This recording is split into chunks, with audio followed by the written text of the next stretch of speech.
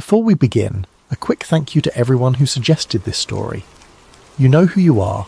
Drop your location and the time in the comments, whether you are listening from Miami, from a city you've never told anyone about, or from somewhere in between 3 and 4 in the morning when the quiet gets a little too heavy. We see you, we always do. And if you're new here, welcome to Sleep Theories. Hit subscribe and let the night take you somewhere most people are afraid to go. Tonight we need to start with a particular kind of courage. Not the dramatic kind. Not the kind that involves a moment of crisis and a decision made under pressure. The quieter kind. The kind that involves sitting with a question that the people around you have decided is not worth asking, and asking it anyway. The kind that involves looking at the world the way it actually appears when you pay close attention, rather than the way you've been told to see it. The kind that Adrian Vega had to develop over the course of a year that cost him sleep and relationships and a comfortable relationship with his own certainty about the nature of things. That is the kind of courage this story is about. Tonight, we are not talking about something that happened a long time ago in a place no one can verify. We are not talking about blurry photographs from the 1960s or radar anomalies dismissed by men who are now dead. We are talking about January 1st, 2024, a shopping mall in downtown Miami. A night that began like every other New Year's celebration in one of the most photographed cities in the Western Hemisphere, and ended with something that the official record still cannot explain in a way that makes sense to anyone who was actually there. This is the story of 8:34 p.m. at Bayside Marketplace, and once you hear it, the explanation you were given is going to feel less like a conclusion and more like the beginning of a much larger question. Act 1. The night everything changed. January 1st, 2024, 8:34 in the evening. Adrian Vega had been driving for 11 hours. That is not a dramatic detail. That is just what rideshare drivers in Miami do on New Year's Day. The city does not sleep. It barely even pauses. The holiday weekend generates a specific kind of economic pressure, the kind that keeps you on the road past the point where your eyes feel right, past the point where music helps, past the point where you stop thinking about where you are and just keep moving, because the app keeps pinging and the tips are better than a regular Tuesday, and the rent is what it is. Adrian was 27 years old. He had grown up in Hialeah, about 8 miles west of downtown. He knew Miami the way only people who work its streets really know it, not the version sold in travel guides or shown in films, but the version that exists at the level of traffic patterns and blocked intersections and which parking structures close early and which ones stay open all night. He was intimately familiar with Bayside Marketplace. He had dropped off tourists there hundreds of times. He knew where the buses ran. He knew which side of the building the police liked to park on when they were just idling between calls.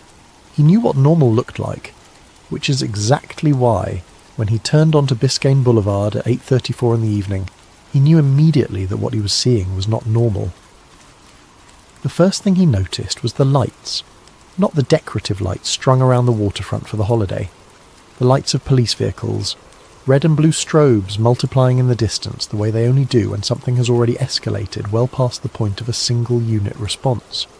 He counted 4, then 6. Then he stopped counting because they were still coming. The second thing he noticed was the people. Not people walking away from something in the casual way a crowd disperses after a fight or a minor disturbance.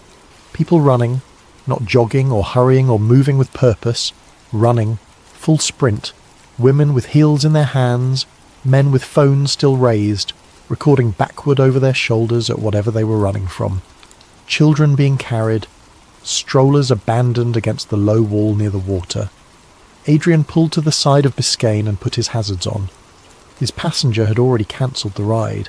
He sat and watched. The helicopters came next. 2 of them, then a third circling low over the bay, and the mall complex in overlapping patterns that he would later describe as more organised than anything he had seen during previous police responses in the area. They were not hovering in a single spot the way a helicopter does when it is searching a specific location. They were moving in coordinated arcs, as if maintaining perimeter over a defined zone rather than tracking a single subject. He got out of his car. That decision would change the next year of his life.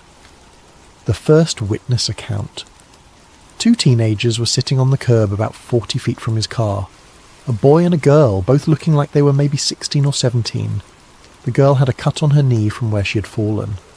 The boy was still holding his phone, but the screen was dark and he was just staring at it like he had forgotten what it was for. Adrian approached them the way anyone approaches two frightened teenagers in the middle of a crowd, panic. Carefully, hands visible, voice low. He asked if they were hurt. He asked if they needed help. The girl shook her head. The boy looked up at him with an expression that Adrian would later describe not as fear exactly, but as something closer to the specific look a person gets when they have just seen something that their brain has not yet found a category for. He asked them what happened inside. They told him. The girl said the lights had flickered first. Not a power outage, not a complete darkness, but a stuttering, a rhythmic dimming and brightening that moved in a wave from one end of the atrium toward the other, rather than going out uniformly the way a circuit failure would cause. She said it happened twice, maybe 3 times, before anyone started running. The boy said he had been near the escalators on the ground floor. He said the shadows changed. He used that phrase specifically. The shadows changed. And when Adrian asked him to explain what he meant, he said that there were shapes near the base of the escalators that did not correspond to anyone standing there. That the shadows existed without a visible source. That they were tall, much taller than a person. Then he said something that Adrian would replay in his head for weeks. He said very quietly, as if he was still not entirely sure he should be saying it out loud. It was not a person. Not. I did not recognize the person. Not. I could not tell who it was. Not even. It looked strange. The specific phrasing was a negation, a categorical rejection. Whatever he had seen near those escalators, his brain had processed it, evaluated it against every framework he had for identifying a human being, and returned a clean verdict. Not a person. Adrian drove them to a gas station a few blocks away and waited until the girl's mother arrived. He gave them both his number. He drove home. He did not sleep. The police response that did not match the explanation. By the end of that night, the official story was already taking shape. Miami Police Department representatives would eventually describe the incident as a large group disturbance involving teenagers and fireworks. The word fireworks would be used repeatedly in the days that followed, appearing in local news reports with a confidence that seemed to assume no one would look too closely at whether the explanation fit the observable facts. Adrian looked closely. He had a specific advantage that most people analysing the incident from a distance did not have. He had been there. He had seen the response in real time, and what he had seen did not look like the police response to a fight and some illegal fireworks.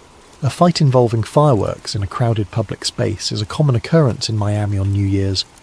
The standard response involves a handful of units, maybe a paddy wagon if arrests are expected, crowd control at the exit points, and usually a wrap in under an hour. The responding officers form a loose perimeter, locate the individuals involved, make arrests if necessary, and disperse the crowd. It is a known quantity. There are protocols for it. Those protocols do not require more than 50 patrol vehicles. 50 was the number Adrian arrived at by combining his own direct observation with the videos that flooded social media that night. He was conservative with his count. He was not trying to exaggerate. He included only vehicles he could independently verify through multiple sources, and the number he kept arriving at was somewhere between 50 and 60 police vehicles surrounding a shopping mall because of a fight and some fireworks. The helicopters did not match the explanation either. Aerial surveillance is not a standard component of crowd disturbance response. You do not scramble helicopters over a mall because a group of teenagers got into a fight. You scramble helicopters when you are trying to contain an area, when you need eyes on something that cannot be tracked from street level, or when the nature of the threat is uncertain enough that command needs situational awareness from above. The road closures did not match the explanation. Multiple blocks surrounding Bayside were shut down that night, not cordoned off in the immediate vicinity of the disturbance, shut down in a wide perimeter that restricted vehicle access from multiple directions simultaneously. That kind of closure requires coordination between multiple units, and is typically reserved for incidents classified as potential active threats, bomb threats, armed standoffs, mass casualty events in progress. The explanation was fireworks and a teenage fight. The response looked like something else entirely. Act 2. What people saw. The social media explosion. By 9 o'clock that night, the story was already spreading faster than any platform algorithm could reasonably manage. TikTok, Instagram and X were filling with posts from people who had been inside the mall, people who had been outside the mall, people who had been watching from hotels across Biscayne Bay, and people who had been scanning police scanners as a hobby on New Year's and had caught the initial dispatch calls. The range of what people claimed to have witnessed was striking, not because it was wildly inconsistent, but because it was not. The consistency was what made it interesting. When hundreds of people independently describe the same specific details without having coordinated their accounts, the consistency becomes difficult to dismiss as collective imagination or social media contagion. Multiple accounts describe the same thing. Large figures, very large. The estimates range from 8 to 10 feet in height, with several witnesses independently arriving at the upper end of that range. The figures were described uniformly as dark, not wearing dark clothing, not partially obscured by shadow, but dark in their entirety, as if they were made of shadow rather than standing in it. Multiple witnesses described the movement as wrong, in a way they struggled to articulate. Smooth where it should have been jointed. Fluid where a human body would show the mechanical compromise of joints and weight distribution. One woman who had been sitting at a restaurant on the second level described watching a figure move from one side of the atrium to the other and said it was like watching something that had learned to imitate walking but had not quite committed to making it look real. The hashtags multiplied quickly. Miami Mall Creatures, Bayside Incident, Miami Aliens.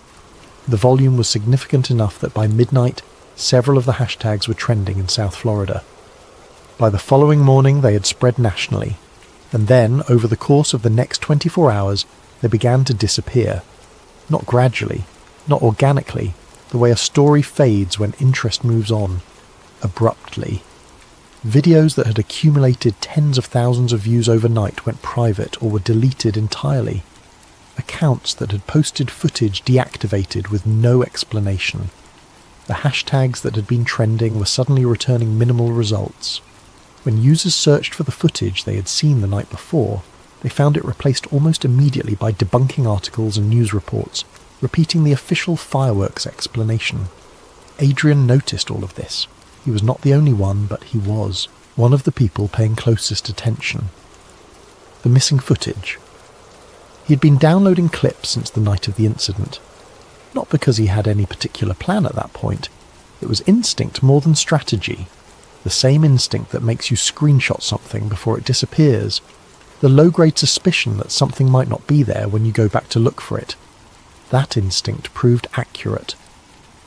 By the third day after the incident, he had catalogued over 60 individual video clips sourced from different accounts, different angles, different devices. He laid them out in a timeline, matching timestamps where possible, trying to reconstruct a coherent picture of what had been happening inside and around the mall between 8:30 and midnight. Several patterns emerged that he found difficult to explain. The first was the cut-off phenomenon. Multiple clips from different angles, not the same clip being reshared, but genuinely different recordings from different people standing in different locations, exhibited the same abrupt termination point. The footage would be running, capturing the crowd, capturing the police vehicles, capturing the lights, and then at a specific moment it would simply end. Not a gradual fade or a camera being lowered, a hard cut. The kind of termination that comes from a phone suddenly powering off, or from a file being corrupted at a specific frame. The fact that this was happening across multiple devices, multiple platforms, multiple accounts at a similar timestamp was difficult to attribute to coincidence. The second pattern was the security footage. Bayside Marketplace is a significant commercial property with extensive internal and external surveillance infrastructure. In the aftermath of any major incident at a commercial property, security footage is typically reviewed and, depending on the circumstances, sometimes released publicly or to media outlets, at minimum acknowledged as part of the investigative record. In the weeks and then months following the Bayside incident, no mall security footage was released, no clips, no stills, not a frame. Adrian reached out to a former employee of the mall, someone he found through a mutual contact on a local community forum. That conversation would become one of the more significant threads in his entire investigation. The employee, who asked not to be identified, told him that on the night of January 1st, security staff had been instructed to surrender their digital video recording systems. Not to copy the footage for investigators, not to provide access for review, to surrender the physical hardware, the DVR units themselves, removed from the security office and taken by people the employee described as not local police. People who arrived separately, who were not in Miami Police Department uniforms, who spoke to the mall's general manager and then left quickly with the equipment. The employee did not know who those people were. They were not introduced. They did not present credentials to the security staff. They simply arrived, communicated with management, and left with the recording hardware.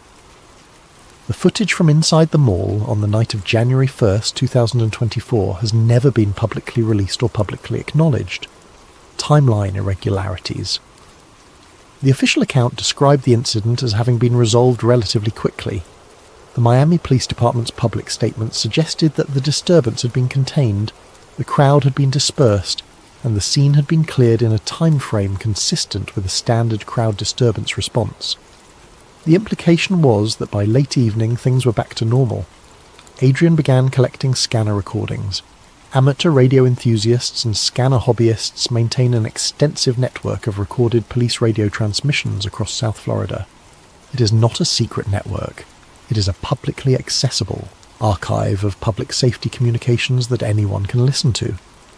Adrian spent several weeks tracking down recordings from the relevant frequencies on the night of January 1st and cross-referencing them against the official timeline. What he found was a discrepancy. The official account suggested resolution within a relatively short window. The scanner recording showed active police communication at Bayside continuing for nearly 4 hours after the incident was supposed to have been resolved. More significantly, the recordings captured radio traffic involving units from outside Miami-Dade County, agencies that would have no standard reason to respond to a teenage disturbance at a shopping mall in downtown Miami. The call volume during that extended period did not sound like a cleanup operation. It sounded like an active scene. Units were being repositioned. Staging areas were being designated. There were references to access points and perimeter integrity that are not part of the standard vocabulary for wrapping up a crowd disturbance. Whatever happened at Bayside on January 1st, 2024, the police radio record suggests it was not fully resolved by the time the official account says it was. Act 3. The Rabbit Hole. The anonymous message. 3 weeks after the incident, Adrian received an email. He had been careful about his online activity in the period following the event. He had not posted publicly under his own name. He had not joined any of the forums or groups that had formed around the incident. He had been observing, collecting, and staying quiet, which made the email unusual, because whoever sent it had somehow connected his identity to his interest in the investigation, despite his efforts to keep that connection invisible. The message was sent through an encrypted email service. The sender's address was a randomized string with no identifying information. The content was brief. The sender claimed to be a dispatcher who had been working the relevant communications channel on the night of January 1st. They said they had something Adrian needed to know. He wrote back. It took 4 days to get a response. When it came, it was longer. The dispatcher, and Adrian had no way to verify this claim, which he was careful to acknowledge in everything he later wrote about it, said that the initial call classification for the Bayside incident had not been crowd disturbance. It had not been fireworks. It had not been any of the standard categories used for public order events. The initial classification had been something the dispatcher referred to as unknown entity/crowd panic. That classification, the sender explained, was not one that dispatchers encountered frequently. It was not a standard category in the Miami Police Department's response taxonomy. It was a designation used in a specific set of circumstances that the dispatcher described as falling outside normal incident parameters. The examples they gave as comparisons were aircraft crashes, mass casualty threats in progress, and, this was the phrase that stopped Adrian cold, hazardous unknowns. Hazardous unknowns. The category exists. It is not a conspiracy theory invention. It is a real designation in emergency communications protocols, used for situations where the nature of the threat has not been identified with enough clarity to apply a standard response category. When dispatchers do not know what they are dealing with, when the reports coming in are too chaotic, too inconsistent with known threat types, too strange to fit existing frameworks. Some jurisdictions use interim classifications that acknowledge the uncertainty rather than forcing a premature categorization. The initial classification on the night of January 1st had been in that family. The dispatcher said the classification was changed later. The records were updated by the time anyone filed a public. Records request or asked questions through official channels. The incident was categorized as what it eventually appeared in every news report. A large group disturbance involving fireworks and teenagers. Adrian stared at his screen for a long time after reading that. Witness interviews. Over the following months, Adrian systematically tracked down people who had been present at Bayside on the night of January 1st. This was not a simple process. Many people did not want to talk. Some had received social media harassment after posting their original accounts and had gone quiet as a result. Some had been contacted by people they could not clearly identify, not official investigators, not journalists, not anyone they could put a name to, and had been quietly discouraged from discussing the incident further. The ones who did agree to speak with him described experiences that were mutually consistent in ways that would be difficult to achieve through coordination or fabrication. A store employee who had been working a retail location on the ground floor described seeing what she called black silhouettes. She was specific about the distinction she was drawing. She was not describing people wearing dark clothing. She was not describing people standing in unlit areas. She was describing silhouettes that existed in the lit space of the mall's interior, shapes that had the visual properties of shadows, but were occupying three-dimensional space in a way that shadows cannot. She said there were at least two of them. She said they were tall enough that the top of the nearest one extended above the frame of the door she was using as a reference point, which she estimated at approximately 8 feet. She said they were not moving when she first saw them. They were standing, if standing is the right word for a thing that does not have visible legs, in the central atrium near the base of the escalators. Then she closed the gate on her store and hid in the back and did not come out until the police were already inside. A security guard who had been stationed at the waterfront entrance described a different kind of anomaly. His radio had malfunctioned. He was specific about this too. Not static, not an interference pattern he associated with normal radio frequency congestion in a crowded environment. The radio had simply stopped functioning. No signal, no carrier tone, nothing. He had tried switching channels, switching batteries, trying his personal phone. His phone had also lost signal at that point. No bars, no data, no ability to send or receive. He said the signal blackout lasted somewhere between 3 and 7 minutes. When it resolved, both devices came back on as if nothing had happened. A tourist from out of state who had been visiting with his family described the phone signal disruption independently, without having spoken to the security guard, without being aware of his account. He said that inside the mall, his phone had gone completely dark. He had attributed it initially to cell tower congestion. New Year's Day in Miami. Thousands of people trying to call and text simultaneously. That is a reasonable assumption. But he had been outside the mall on the waterfront by the time the police arrived and his phone was still not functioning. He had eventually walked several blocks away, and only then had the signal returned. Multiple witnesses, contacted separately, described the movement of the figures using language that consistently pointed at the same anomaly. The motion did not involve the visible mechanical compromise that human walking involves. There was no counterbalancing of the upper body. There was no shifting of weight from foot to foot. There was no head bob, no arm swing, none of the small involuntary adjustments that a human body makes in the process of bipedal locomotion. The figures moved through space the way a projection moves, tracking steadily without the inherent instability of a body that is constantly catching itself from falling. One witness said, "It moved like it was being dragged." Another said, "It moved like it was on rails." A third said, and this was the phrase that Adrian could not stop thinking about, "It moved like it did not have weight." Federal presence. Among the photographs and videos Adrian had collected from the night of the incident, a subset captured the vehicles surrounding Bayside in enough detail to allow for partial license plate identification. He was methodical about this. He did not take shortcuts.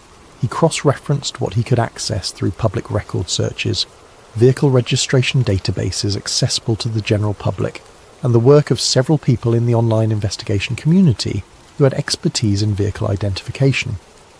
What emerged from that process was a profile of the responding vehicles that included elements inconsistent with a standard local police response. Among the units photographed outside Bayside on the night of January 1st were vehicles that analysts identified as consistent with Department of Homeland Security liaison configurations. These are not marked vehicles. They do not say Department of Homeland Security on the side, but they have recognizable characteristics, antenna configurations, specific vehicle models favoured for that type of deployment, plate sequences that can sometimes be traced through public records. The identification was not certain. It was consistent. There were also communications vans, multiple of them, large vehicles with roof-mounted antenna arrays that do not belong to the Miami Police Department's known fleet. Communications vans of that type are used for large-scale incident coordination, when the standard radio infrastructure needs to be supplemented, or when secure communications separate from the local network are required. You do not deploy communications vans to a fight involving teenagers and fireworks. No federal involvement in the Bayside incident has ever been publicly acknowledged. When local media asked the Miami Police Department about federal agency coordination in the days following the incident, the department's response was that the incident had been handled by local law enforcement and no federal assistance had been requested or provided.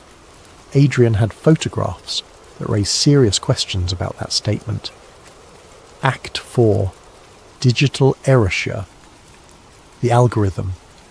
By February of 2024, the online landscape around the Bayside incident had been transformed in a way that Adrian found more unsettling than the incident itself. He had a friend, a software developer with specific professional expertise in content distribution analytics and platform behaviour, who agreed to help him analyse what had happened to the coverage. They spent several evenings working through the data together, pulling metadata from cached pages, tracking engagement histories on archived versions of posts, comparing search result rankings at different points in time. What the developer found was not entirely surprising to anyone familiar with how content moderation works on major platforms, but it was striking in its specificity and its timing. Content related to the Bayside incident, videos, posts, written accounts, had experienced what the developer described as an artificial reduction in visibility. Not removal, in most cases. The content had not been taken down. It had been deprioritized. In the recommendation algorithms that govern what content gets surfaced to users, in the search rankings that determine what appears first, when someone types in a query, the Bayside material had been systematically pushed down, replaced with higher-ranked content that presented the official explanation, debunking articles, and mockery. The timing of this deprioritization was the critical detail. It had begun by the developer's analysis within hours of the original uploads, not after a review period, not after human moderation had assessed the content, within hours, which implied either an unusually rapid manual intervention or an automated system that had flagged and acted on this specific content before human reviewers would have had time to process it. There is a known phenomenon in content moderation called coordinated inauthentic behavior flagging, where automated systems identify content clusters being promoted by coordinated networks and reduce their visibility. But that designation typically applies to content being actively amplified by bots or organised campaigns. The Bayside footage was being organically shared by real people who had genuinely been there. It was not a coordinated campaign. It was witnesses uploading their personal experience. The effect on the information environment was significant. By the time most people outside South Florida heard about the Bayside incident, the dominant narrative was already set. The fireworks explanation had been repeated enough times in enough authoritative-sounding outlets that the window for public skepticism had effectively closed. Anyone who searched for more information found the debunking articles first. The witness accounts buried several pages deep in results if they were findable at all. The information landscape had been managed. Whether that management was the result of platform policies, external pressure, or something more deliberate was a question Adrian could not definitively answer. But the effect was real, and it was measurable. The FOIA request. In March of 2024, Adrian submitted a Freedom of Information Act request to the Miami Police Department seeking bodycam footage from the officers who had responded to Bayside on January 1st.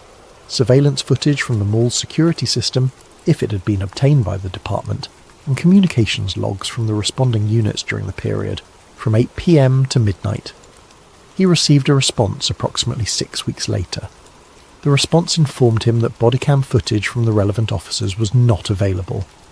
The reason given was that the officers had not activated their bodycams during the initial response phase, which falls within department policy regarding discretionary activation in crowd management contexts. The surveillance footage, if it had been obtained by the department, was exempt from release under an exemption cited for active investigative materials. The communications logs were available in a heavily redacted form. What Adrian received was a document in which significant portions of the radio traffic records had been blacked out, leaving only fragments of the timeline and almost none of the substantive communication content. The reason cited for the redactions was, and this phrase gave him genuine pause, active investigative sensitivity. The incident had been officially closed. The public record had been officially closed. The Miami Police Department's own press communications had described the incident as resolved. There were no pending charges, no ongoing prosecution, no stated investigative thread that would require the suppression of public records under any standard exemption. But the records were being withheld because of active investigative sensitivity. Active investigations and closed cases are mutually exclusive categories. You cannot simultaneously close an incident and maintain it as an active investigation, unless the investigation that is keeping those records sensitive is not the one that was publicly closed, unless something else is being investigated, something that the official closure of the disturbance report was not intended to conclude. Adrian filed a second request. The response was similar. He filed an appeal. The appeal was denied without substantive explanation. Act 5. A pattern. Similar incidents. One of the disciplines that serious researchers in the anomalous phenomena space have developed over the past 2 decades is pattern recognition across incident reports. Not the pattern recognition of paranoid conspiracy thinking, where disparate events are forced into a framework by someone determined to see connections. The disciplined, methodical kind that asks, when you remove the emotional overlay, when you strip away the dramatic interpretation, what are the structural similarities between these events at the level of verifiable fact? Adrian spent months applying that discipline to the Bayside incident, and what he found was not reassuring. In April of 2023, residents of a neighbourhood in Las Vegas began reporting something in the backyard of a property on Doral Lane. The initial call to police described the experience as witnessing something crash from the sky and observing non-human entities near the landing site. Body camera footage released as a result of that case showed responding officers visibly unsettled in a way inconsistent with responding to a false report. One officer, widely quoted in subsequent coverage, was captured on camera saying that his whole body was shaking. Another officer's footage showed him pointing his camera at an empty space behind a forklift and saying that he could see something there, something he described as approximately 8 to 10 feet tall with a very large stature. The Las Vegas case received initial coverage that treated it seriously, then a wave of debunking content, then relative silence. No federal investigation was publicly announced. No analysis of the alleged landing site was officially released. The incident joined a growing archive of events that had been loud enough to generate coverage and then quiet enough to be effectively forgotten. Mall evacuations classified as disturbances had occurred in multiple cities in the preceding years, several of which showed structural similarities to the Bayside incident. Large police response out of proportion to the stated cause, rapid online narrative management, witness accounts that diverged significantly from official explanations, specific descriptions of large, non-human appearing entities in public commercial spaces. Each of these incidents had followed the same arc: initial chaos, significant witness testimony, official explanation, debunking cycle, disappearance from public attention. The consistency of that pattern was not by itself proof of anything coordinated. Patterns can emerge from independent actors responding to similar situations in similar ways. But the speed, the uniformity, and the specific tools being employed, social media suppression, rapid media redirection, official closure without substantive investigation, suggested a level of coordination that was difficult to attribute to coincidence. The insider meeting. 7 months after the Bayside incident, Adrian was contacted through a secure channel he had, set up specifically for the investigation. The person on the other end described themselves as a former private security contractor with previous employment in what they called sensitive site management, a term used in certain government and defence contexts to describe the securing and management of locations that have experienced anomalous or sensitive events. They agreed to meet in person. They chose the location. They chose the time. They did not provide their real name, and Adrian did not ask for it. The meeting lasted 2 hours. Adrian came with questions. The contractor came with information that they seemed to have been carrying for a long time. The kind of information that weighs differently once it has been spoken aloud. The contractor described a framework that they said had been in operation for at least the past decade, possibly longer. Urban locations with high population density, shopping centres, transit hubs, sports venues, public squares, were being monitored as what the contractor called high-density observation zones. The monitoring was not primarily for criminal activity or public safety in the conventional sense. It was for anomalous occurrences. Specifically, occurrences involving entities or phenomena that did not fit standard threat categories. The theory the contractor described, and they were careful to frame it as a theory, not confirmed knowledge, was that whatever these things are, they appear in crowded environments deliberately, not accidentally, not because they are drawn to heat or noise or any physical property of populated spaces, but because populated environments provide cover for dismissal. When something impossible happens in front of thousands of people in a chaotic public setting, the chaos itself becomes the explanation. The crowd panic explains the crowd panic. The confusion explains the confusion. By the time anyone begins to compare accounts seriously, the narrative has already been seeded with enough noise to prevent any coherent signal from emerging. The contractor said, "They are not appearing in Times Square because they made a mistake. They are appearing in Times Square because they know what Times Square does to any account of what happened there." Adrian drove home that night thinking about the teenagers on the curb, about the girl's cut knee, about the boy's dark phone screen, about the way he had said it was not a person with the calm certainty of someone who had processed what they saw and arrived at the only honest conclusion available to them. Act 6. The cover-up theory. The government hypothesis. By the summer of 2024, Adrian had been working on this for 6 months. He had more material than he could reasonably process. Witness accounts, scanner recordings, vehicle identification photographs, communications with anonymous sources, FOIA responses, platform analytics data, comparison incident files. He had shared none of it publicly. He was not ready. He was still trying to understand what he was actually looking at. The framework he eventually arrived at was not the framework he had expected when he started. When most people imagine a government cover-up of non-human contact, they imagine the Roswell model. A crash, a recovery, bodies in a hangar somewhere, scientists with security clearances working in secret facilities, reverse engineering technology from another world. The dramatic, contained, singular event that the government knows about and the public does not. That model requires something unusual to have happened once, or a small number of times. It requires the event to be discrete enough to be managed by a defined group of people with defined responsibilities.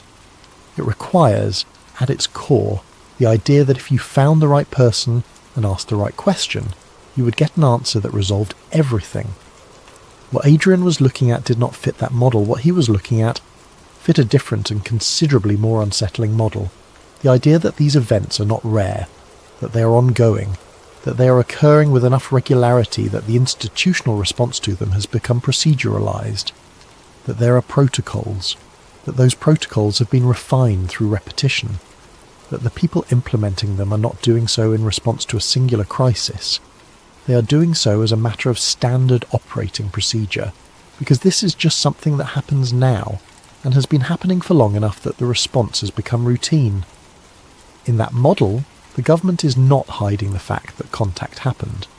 The government is managing the ongoing reality of contact happening, repeatedly, in public, in front of thousands of people, and finding, perhaps with some relief, that the combination of official explanation, social media suppression, and internet ridicule is sufficient to prevent any coherent public response from forming. The objective under this model is not concealment.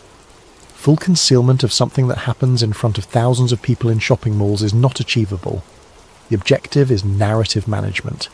Keep the signal-to-noise ratio low enough that the signal never coheres into something that demands a response. Let people argue about whether it was real. Let the debunkers do the work of muddying the water. Let the conspiracy theorists take over the conversation in ways that make the serious accounts look ridiculous by association. And above all, do not confirm, do not deny, do not acknowledge. Let the question eat itself. The protocol Adrian reconstructed from his research involved multiple coordinated components. The physical response, overwhelming police presence, served the dual purpose of managing the crowd and controlling visual access to the scene. The digital response, content suppression, and narrative seeding managed the information environment in the hours and days immediately following the incident. The administrative response, FOIA exemptions, record redaction, official closure, sealed the formal record against scrutiny. And the cultural response, mockery, debunking, ridicule, made serious engagement with the question socially costly for anyone who tried. It was not a perfect system. Nothing involving thousands of witnesses, multiple recording devices, and the open internet is ever a perfect system. But it was effective enough. It had been effective enough for years, maybe longer. The body cam leak. In September of 2024, 8 months after the Bayside incident, an anonymous upload appeared on a file-sharing platform. The file was a short video clip, approximately 40 seconds long, shot in low light with what appeared to be a chest-mounted camera, the form factor consistent with law enforcement bodycam footage. The clip showed a group of officers standing in what appeared to be a commercial, interior corridor. The lighting was poor. The hallway was dark beyond the range of the bodycam's light source. The officers were positioned in a line facing down the corridor, and they were not moving forward. They were moving backward, slowly, in a coordinated way that suggested they were maintaining visual contact with something ahead of them, while putting distance between themselves and it. The audio was partially audible. There was radio chatter, distorted and difficult to pass.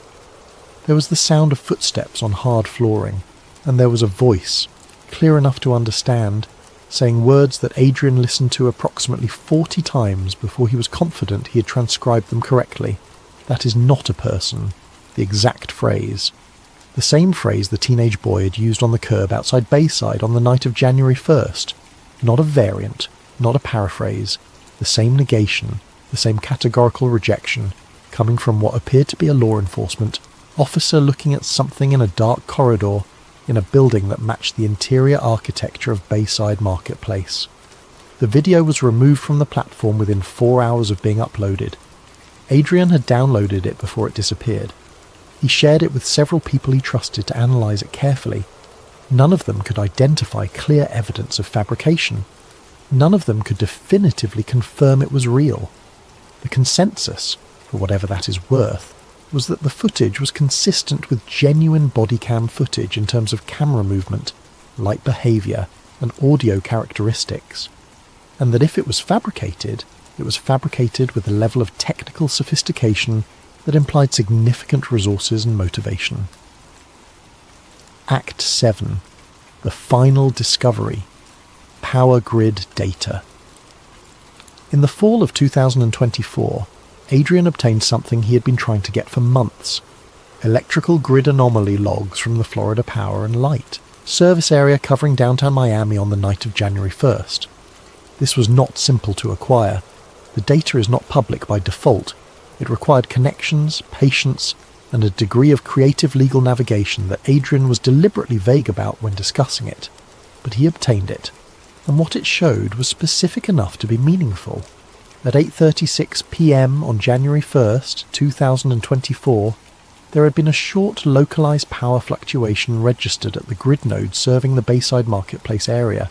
Not a full outage, a fluctuation, a brief anomalous deviation in the electrical load measurement that lasted approximately 4 seconds before stabilizing. 4 seconds is short enough that most people would not notice it even if they were watching a light bulb, but it is long enough to be registered in the grid monitoring system as an anomaly warranting a log entry. What made this interesting to Adrian was not the fluctuation itself. Small fluctuations happen for all kinds of mundane reasons: lightning, equipment malfunction, demand spikes. What made it interesting was the electromagnetic profile of the event as described in the technical log entry. The log recorded what engineers call a transient spike, a sharp, brief surge in electromagnetic activity preceding the fluctuation. Transient spikes of that profile are not typically associated with standard electrical equipment failures. They are more commonly associated with events that generate strong, abrupt electromagnetic fields. Researchers studying unidentified aerial phenomena have documented a consistent pattern over several decades.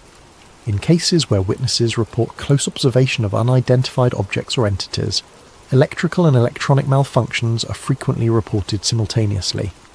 Phones lose signal, radios stop working, vehicles experience transient electronic failures, and in some documented cases electrical grid monitoring systems have recorded anomalous transient spikes in the areas of reported sightings at the times of the reported events. The spike at Bayside at 8:36 p.m. was 2 minutes after Adrian's own timestamp for when he first observed the police vehicles arriving. It was consistent with the window during which witnesses described the lighting inside the mall flickering, the radios failing, and the phones losing signal. It did not prove anything. Adrian was careful about that. It was a data point, not a conclusion. But it was a data point that fit with uncomfortable precision into a pattern that serious researchers had been documenting for years.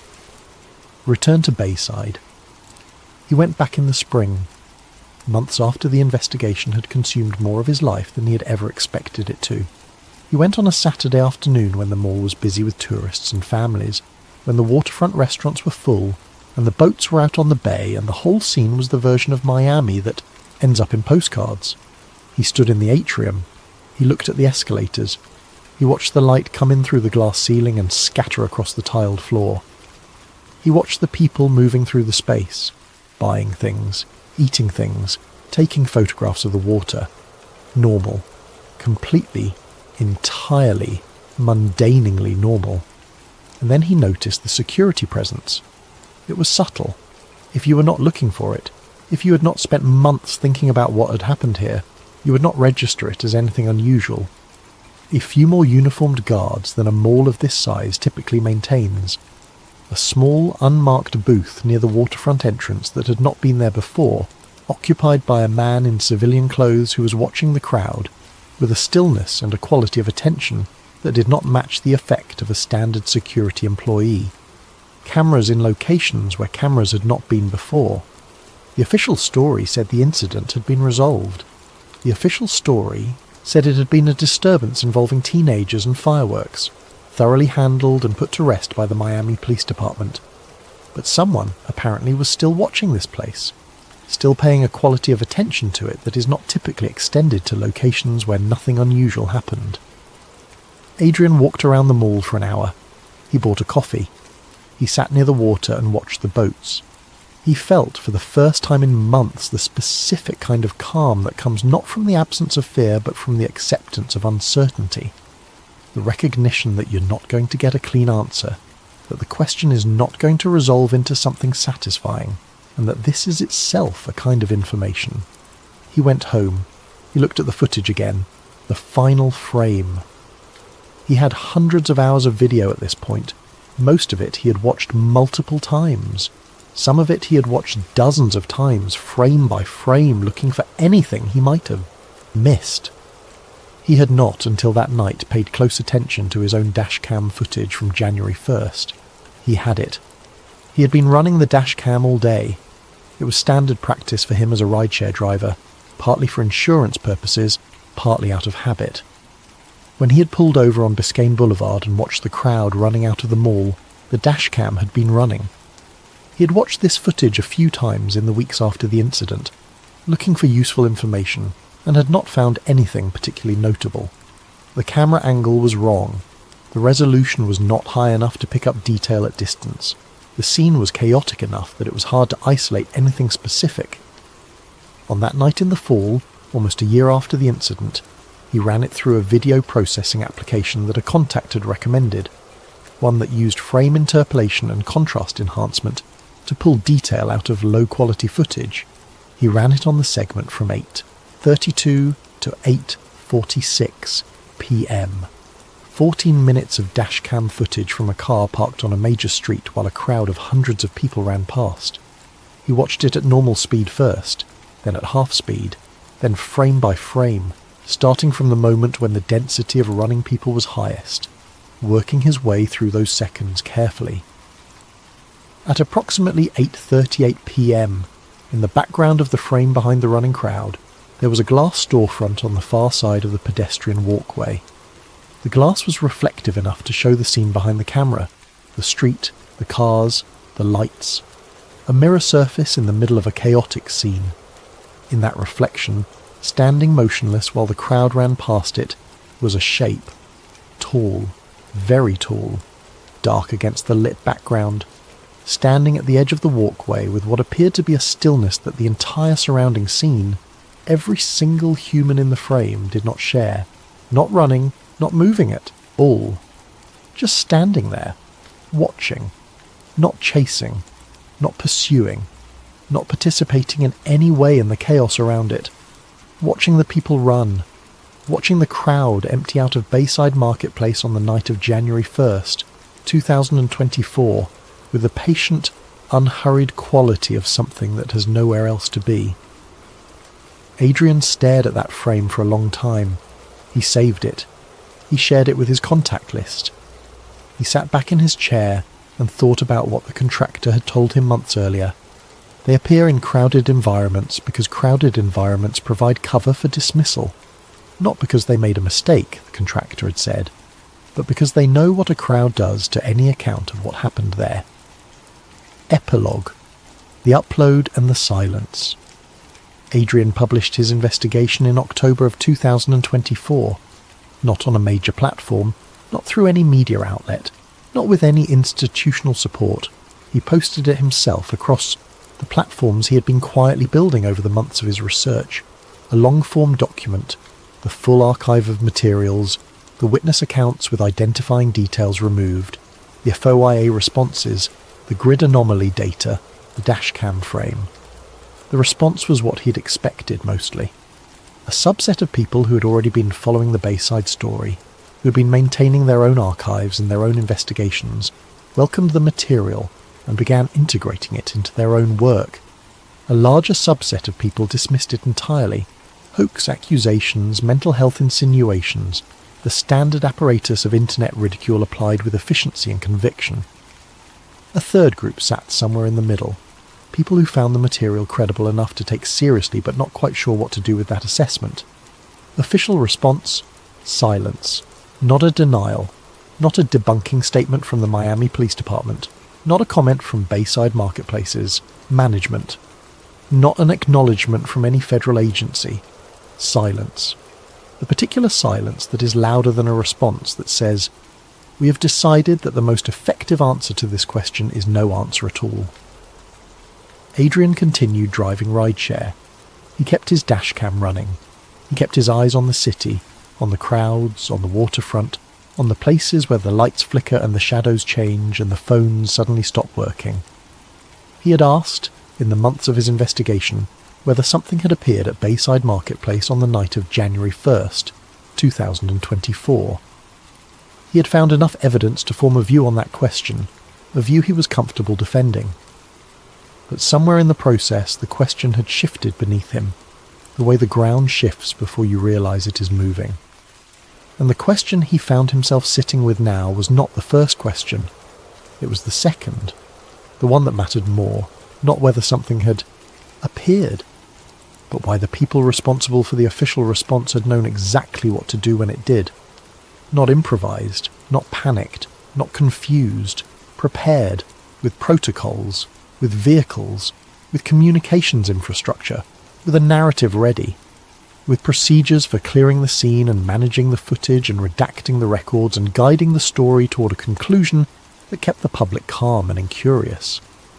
That level of preparation does not come from responding to a singular, unprecedented event. That level of preparation comes from practice, and if there has been enough practice to produce that kind of preparation, then the question is not about January 1st, 2024.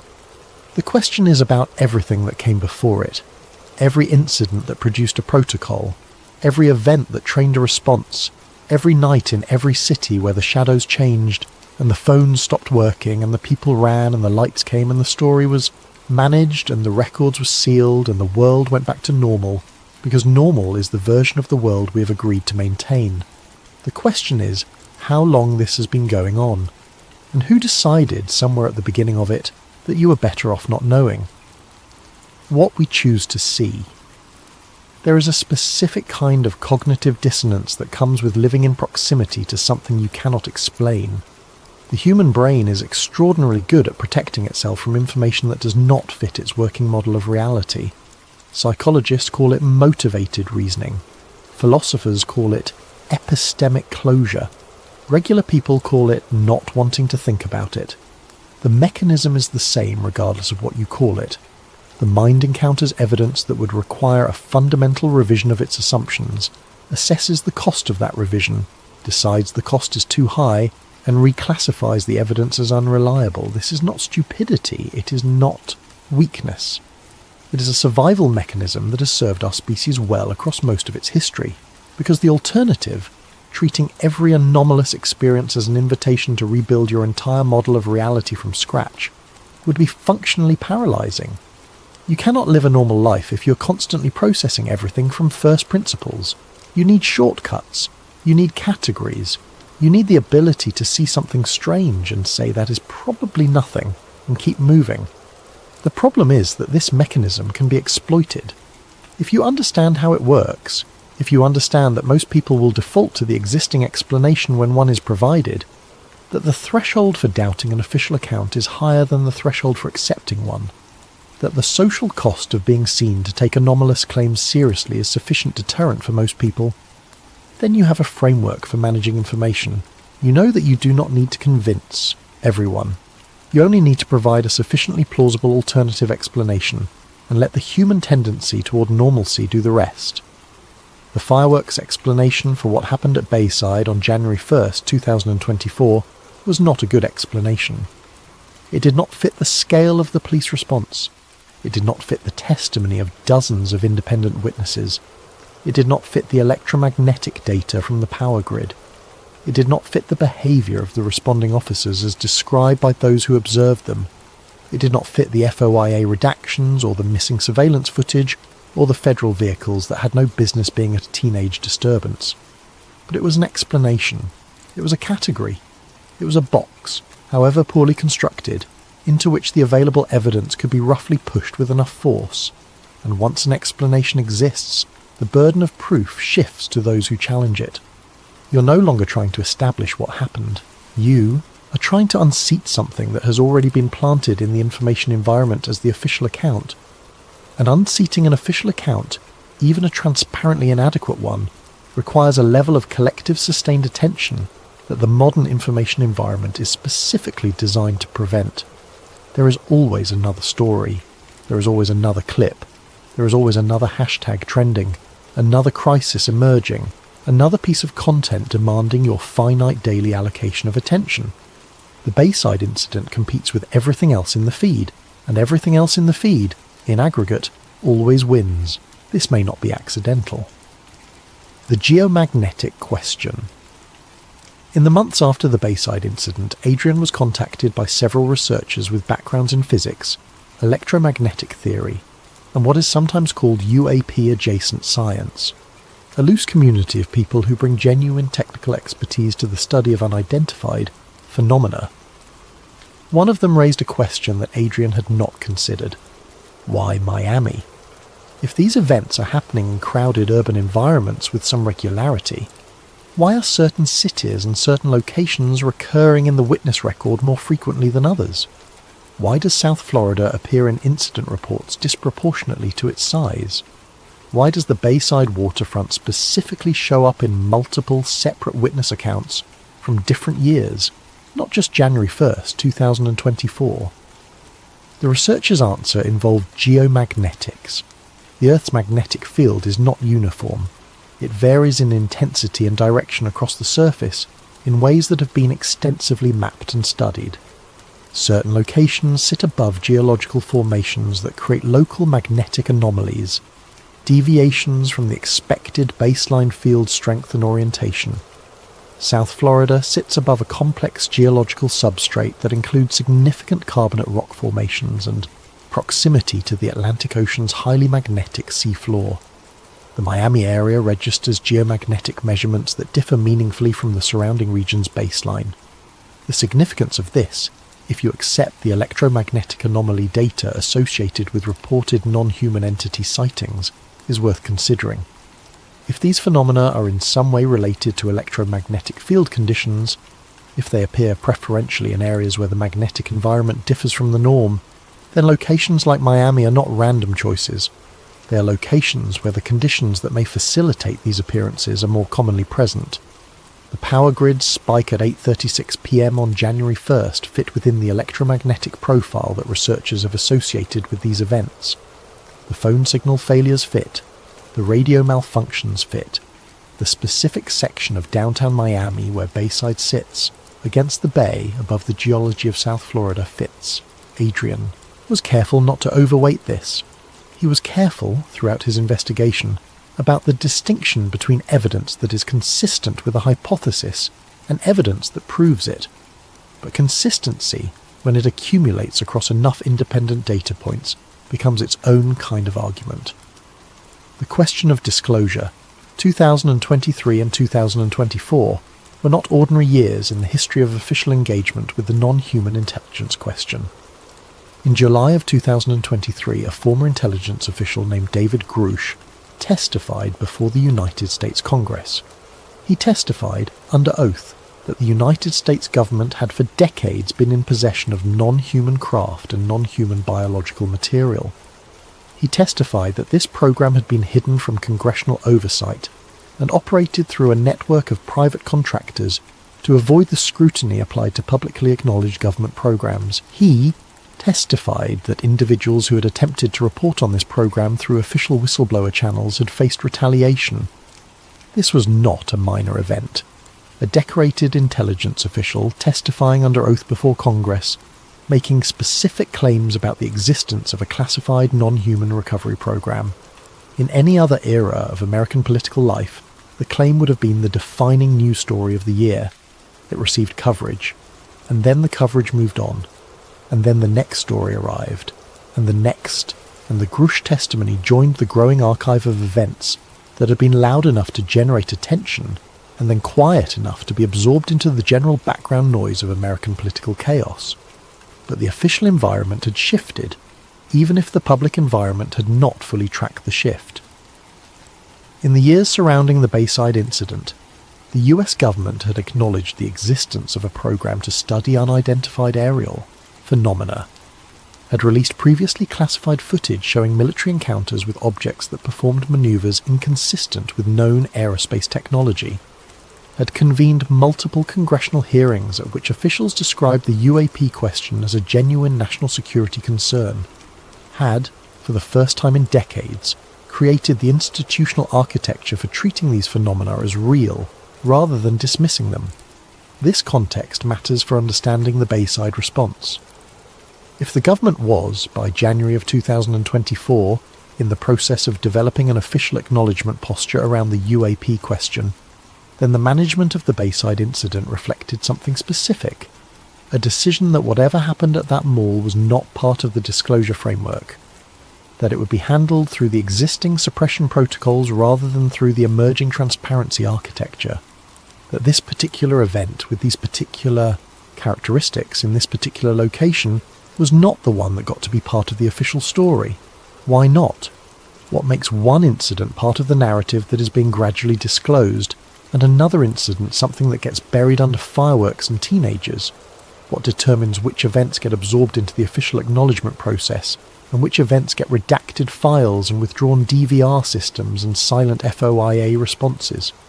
Adrian did not have a complete answer to that question. But he had a theory. He thought the distinction might be related to what was seen, that some phenomena are being prepared for public disclosure. The craft, the lights, the aerial anomalies that can be framed as a technology question and managed within a national security and aerospace context.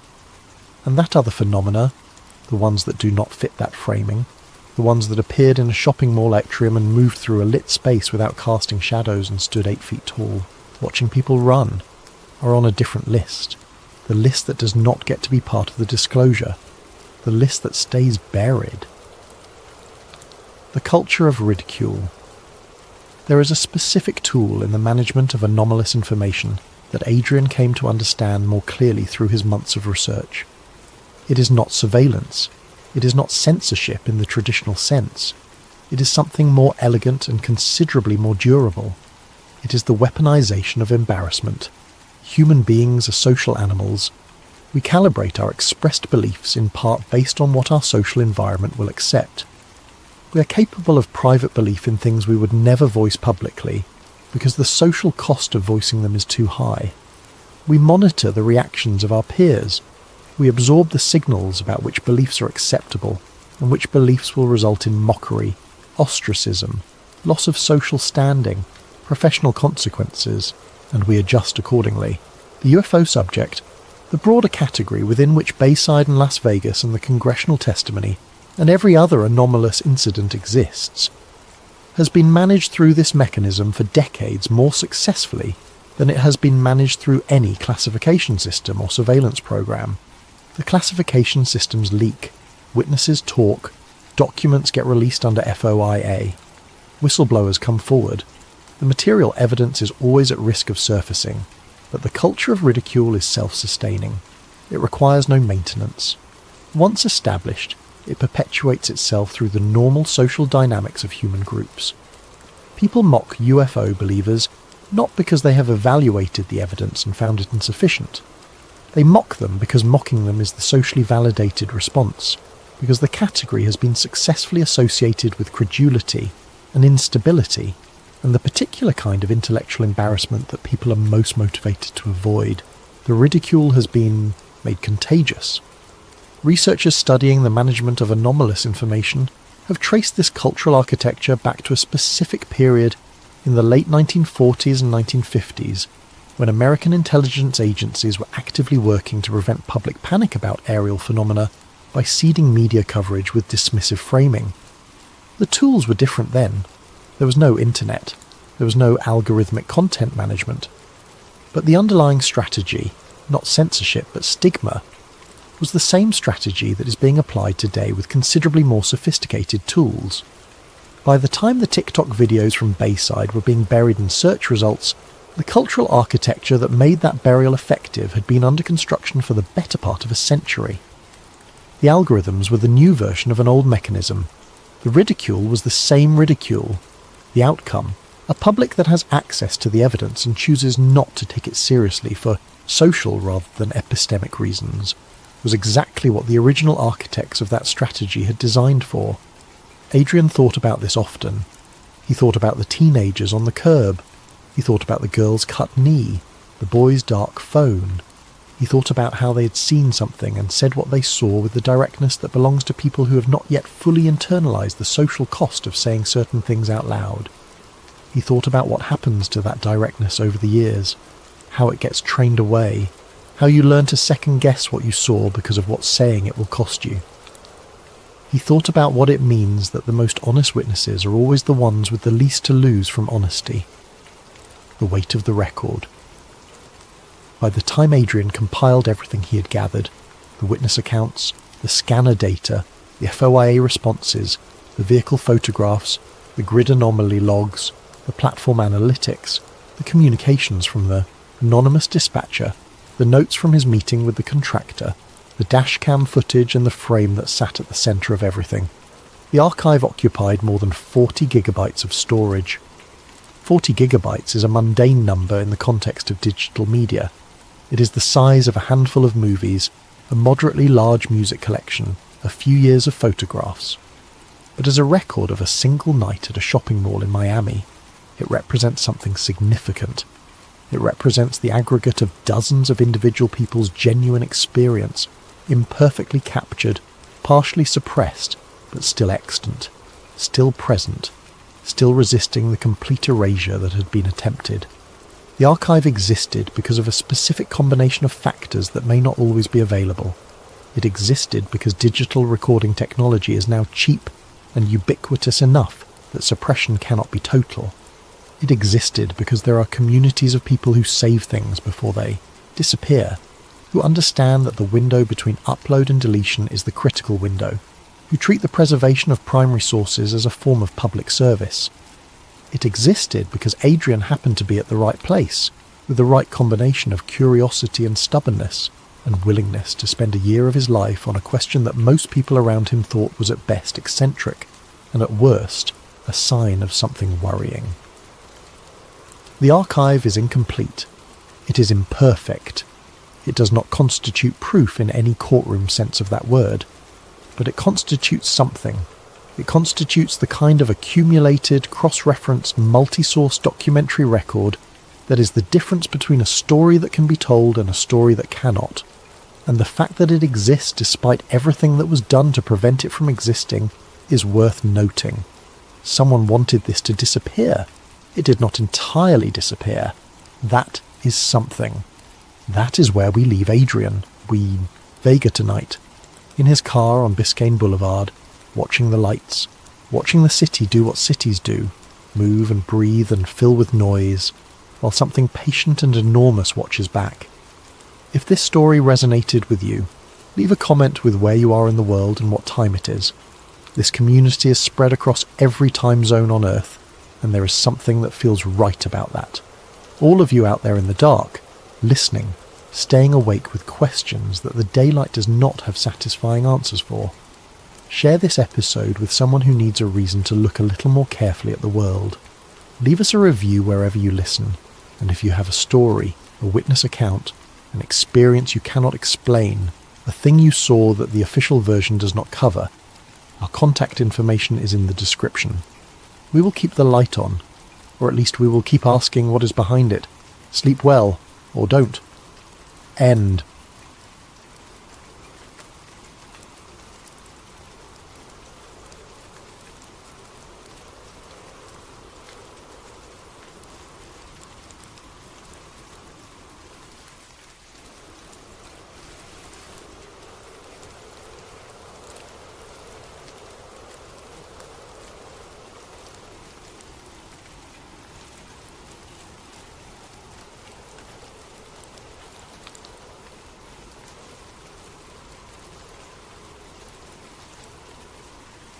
Before we begin tonight's journey into one of the most quietly persistent questions in conspiracy research, I want to ask for your support.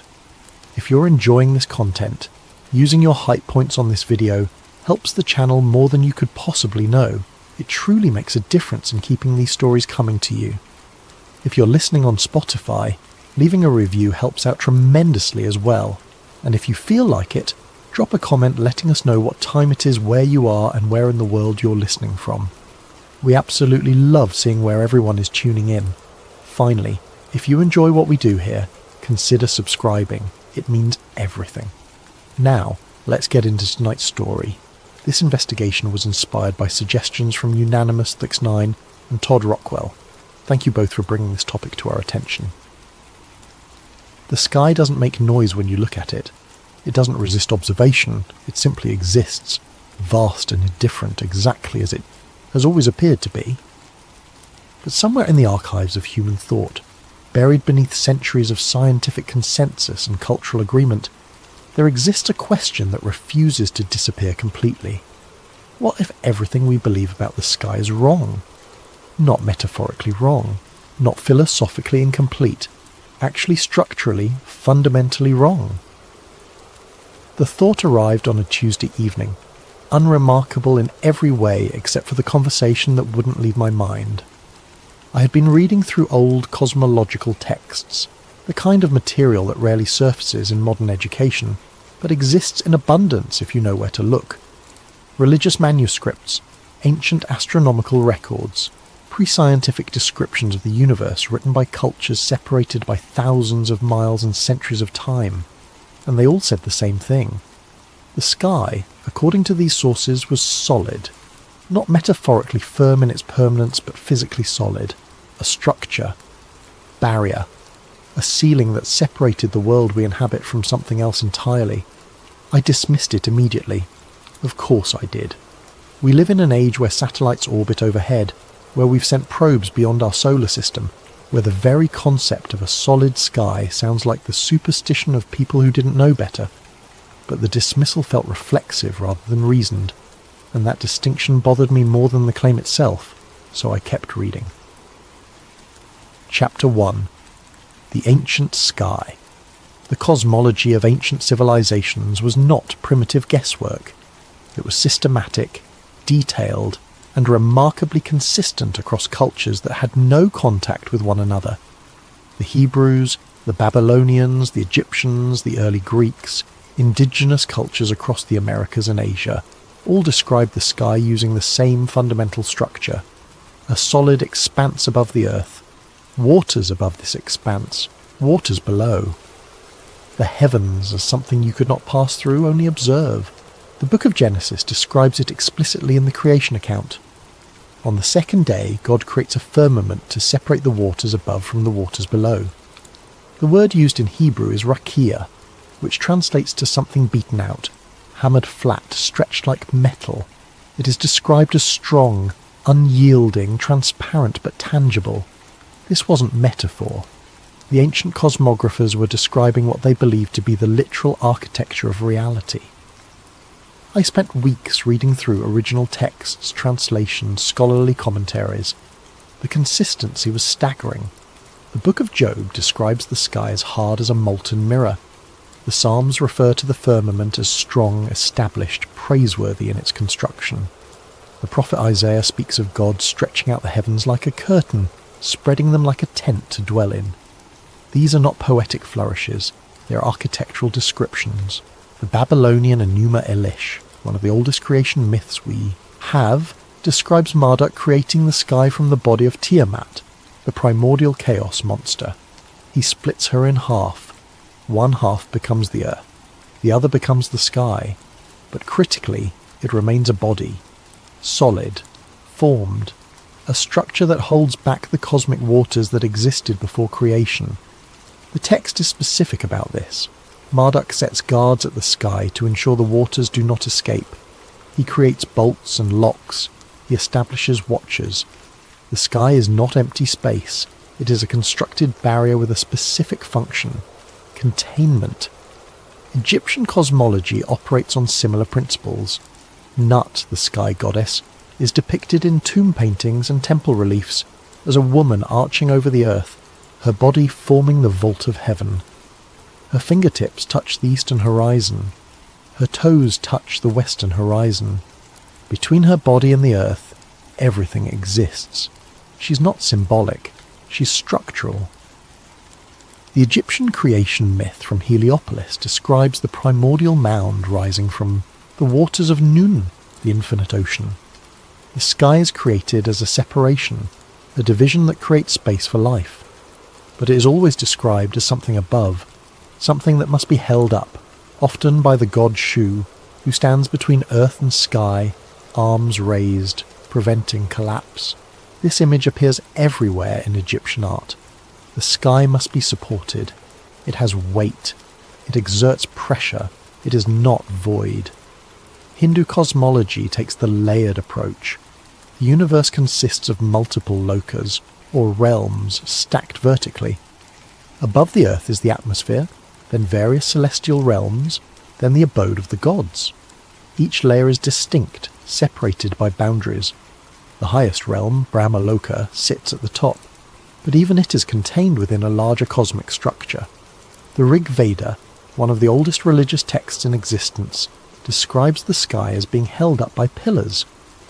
The Vishnu Purana speaks of cosmic shells, layers of reality encased one within another like nested spheres. The outermost shell is described as impenetrable, beyond which nothing exists. In China, ancient cosmology described the sky as a dome or canopy covering a square earth. The Zhoubi Suanjing, an astronomical text from around the 1st century, presents calculations based on the sun moving in a circular path above a flat plain beneath a celestial dome. The text includes mathematical formulas for predicting solar and lunar positions based on this model. These weren't religious texts, they were technical manuals. In the Americas, the pattern continues. The Hopi emergence narrative describes the people travelling upward through multiple worlds, each with its own sky ceiling. When the sky of one world became corrupt or exhausted, the people would find a sipapu, an opening, and climb through to the next level above.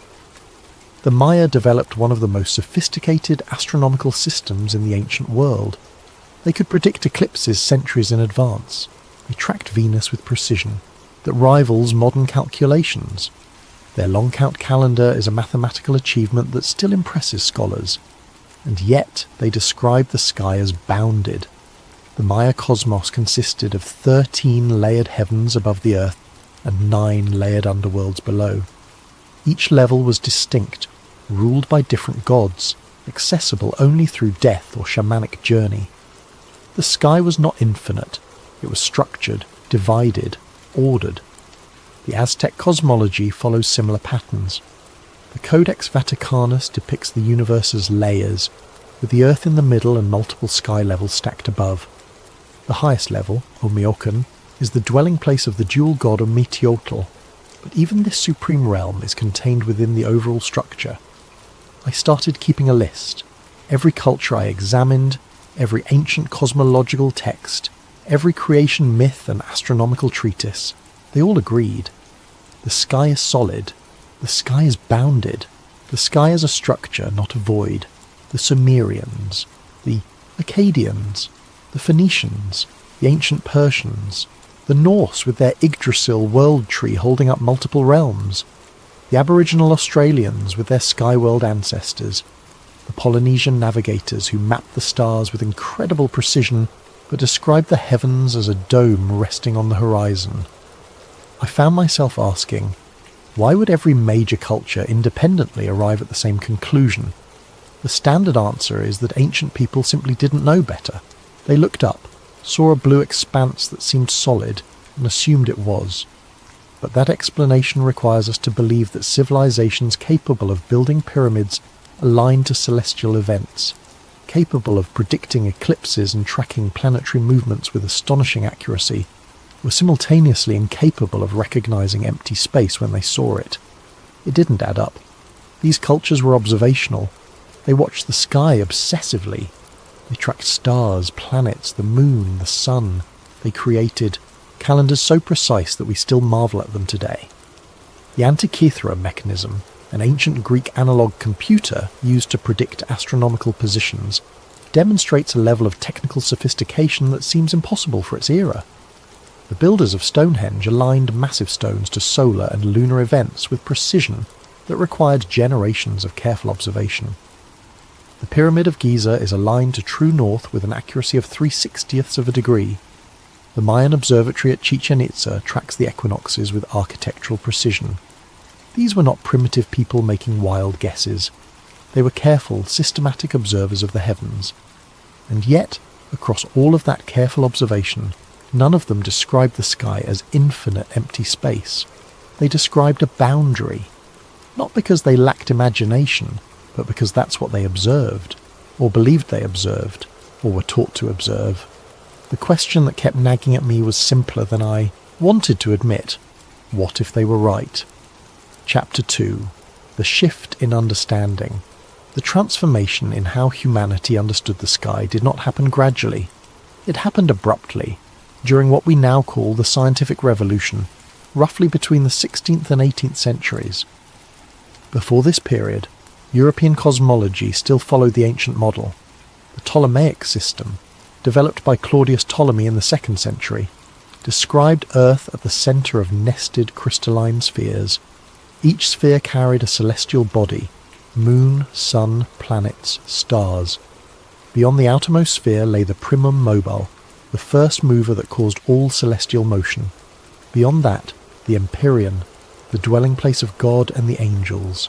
This was not considered religious mythology. It was science. Ptolemy's Almagest was the authoritative astronomical text for over 1,000 years. It made predictions, it provided calculations, it worked within the observational limits of the time. The sky was the firmament, the heavens were layered spheres, and Earth sat at the centre of a bounded creation. This was not controversial. It was simply how things were understood to be. University professors taught it, navigators used it, the church endorsed it, but so did secular scholarship. Then, within the span of a few generations, everything changed. In 1543, Nicolaus Copernicus published De Revolutionibus Orbium Coelestium, proposing that the Sun, not Earth, sat at the centre of the cosmos. The book was dedicated to Pope Paul III and presented as a mathematical convenience, a way to simplify calculations, not necessarily a claim about physical reality. The introduction, written by Andreas Osiander without Copernicus's knowledge, explicitly stated that the heliocentric model was merely a computational tool, not a description of how things actually were. This disclaimer allowed the book to circulate without immediate condemnation, but the idea was out, and it began to spread. In 1610, Galileo Galilei turned his telescope to the sky and observed moons orbiting Jupiter. This was significant because it proved that not everything in the heavens orbited Earth. If Jupiter had its own satellites, then the Ptolemaic model of Earth-centered spheres was incomplete at minimum, wrong at maximum. Galileo also observed the phases of Venus, which made sense in a heliocentric model, but required awkward explanations in a geocentric one. He saw mountains on the moon, proving that celestial bodies were not perfect, unchanging spheres but physical objects with terrain and features. His observations were real. His telescope showed things that were genuinely there. But the interpretation of what those observations meant, that required a leap. Johannes Kepler, working from Tycho Brahe's meticulous astronomical data, formulated 3 laws of planetary motion. Planets orbit the Sun in ellipses, not circles. They move faster when closer to the Sun. The orbital period relates to the size of the orbit through a specific mathematical ratio. These laws described planetary motion with unprecedented accuracy, but they didn't explain why planets moved this way. They were descriptive, not explanatory. Then came Isaac Newton. In 1687, Newton published Philosophia Naturalis Principia Mathematica, the Principia. In it, he formulated the law of universal gravitation. Every mass attracts every other mass with a force proportional to their masses and inversely proportional to the square of the distance between them. This was revolutionary not because it described new observations, but because it unified terrestrial and celestial mechanics under a single principle. The same force that makes an apple fall makes the moon orbit Earth. The heavens and Earth follow the same laws. Suddenly the sky was not a structure but a void, not a ceiling but infinite space, not a boundary but an invitation to endlessness. The crystalline spheres dissolved. The empyrean vanished. In their place, emptiness, governed by invisible forces extending forever. The shift was presented as enlightenment, as humanity finally seeing clearly after millennia of ignorance. and perhaps that's exactly what it was. But what struck me, reading through the transition documents, was how little actual proof was required for people to abandon the old model entirely. No one went up and touched the sky to confirm it wasn't solid. No one demonstrated that the ancient descriptions were physically impossible. What happened was that a new framework was proposed, one that made mathematical sense within certain assumptions, and the old framework was discarded not because it was disproven, but because it was no longer needed.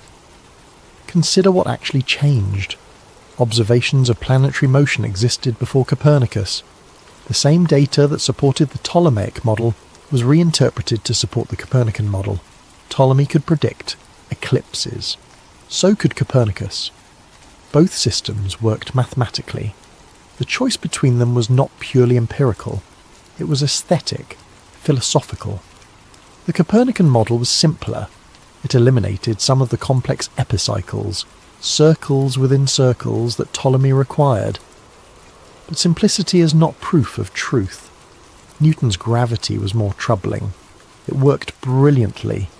It predicted the motion of celestial bodies with precision that still impresses today.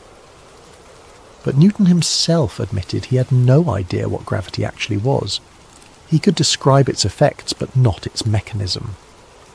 In the Principia, he wrote, "I have not as yet been able to discover the reason for these properties of gravity from phenomena, and I do not feign hypotheses. Gravity was action at a distance, an invisible force with no physical medium.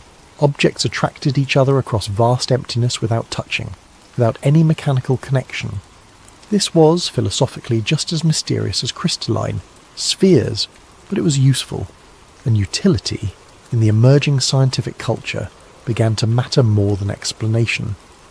The firmament didn't collapse under the weight of evidence. It was replaced by a model that served the needs of the new era. Navigation required precise planetary predictions. The Copernican model provided them. Engineering required understanding forces and motion. Newton provided that. The old cosmology, with its bounded heavens and purposeful structure, didn't fit the mechanical philosophy that was emerging. Not because it was proven false, but because it asked the wrong kinds of questions. I started to wonder, what if the ancient model wasn't wrong? What if it was simply reframed in a way that served different purposes? The question felt dangerous, not because it challenged science, but because it challenged the story we tell about progress. We are supposed to have moved from darkness into light, from superstition into knowledge, but what if we moved from one explanation into another, and both were incomplete? What if the shift from firmament to infinite space was not discovery, but decision? I kept reading. The more I learned about the scientific revolution, the more I realized how contingent it all was. Copernicus hesitated to publish, fearing ridicule. Galileo was tried by the Inquisition. Kepler spent years in poverty. Newton had a nervous breakdown and abandoned science for alchemy and theology. These were not triumphant heroes effortlessly overthrowing ignorance. They were men struggling with ideas that didn't quite fit, models that explained some things but not others, observations that could be interpreted multiple ways. And in the end, the model that won was not the one that was proven true, but the one that proved useful. Useful for what? For the emerging commercial empires that needed navigation. For the burgeoning industrial economy that needed mechanics. For the philosophical project of replacing divine purpose with material causation. The infinite universe served those purposes, the bounded firmament did not. So the firmament disappeared. Not because anyone went up and proved it wasn't there, but because the new story was more convenient than the old one. Chapter 3. The Modern Firmament Theory. The modern firmament theory is not what most people imagine when they hear the phrase. It's not a claim that the sky's made of glass or crystal. It's not about a literal dome you could touch if you flew high enough. It's about Earth as a contained system. I encountered the theory through forums, video essays, independent researchers who approach cosmology from outside institutional science. The tone varies wildly. Some approach it with religious conviction, others with scientific skepticism turned inward, still others with the calm detachment of people exploring an idea simply to see where it leads. But the core claim remains consistent. Humanity lives inside a closed environment. The sky in this model is not infinite. It is bounded, not by a visible wall, but by a barrier that prevents passage beyond a certain point. Space in this framework is not a place you can travel to.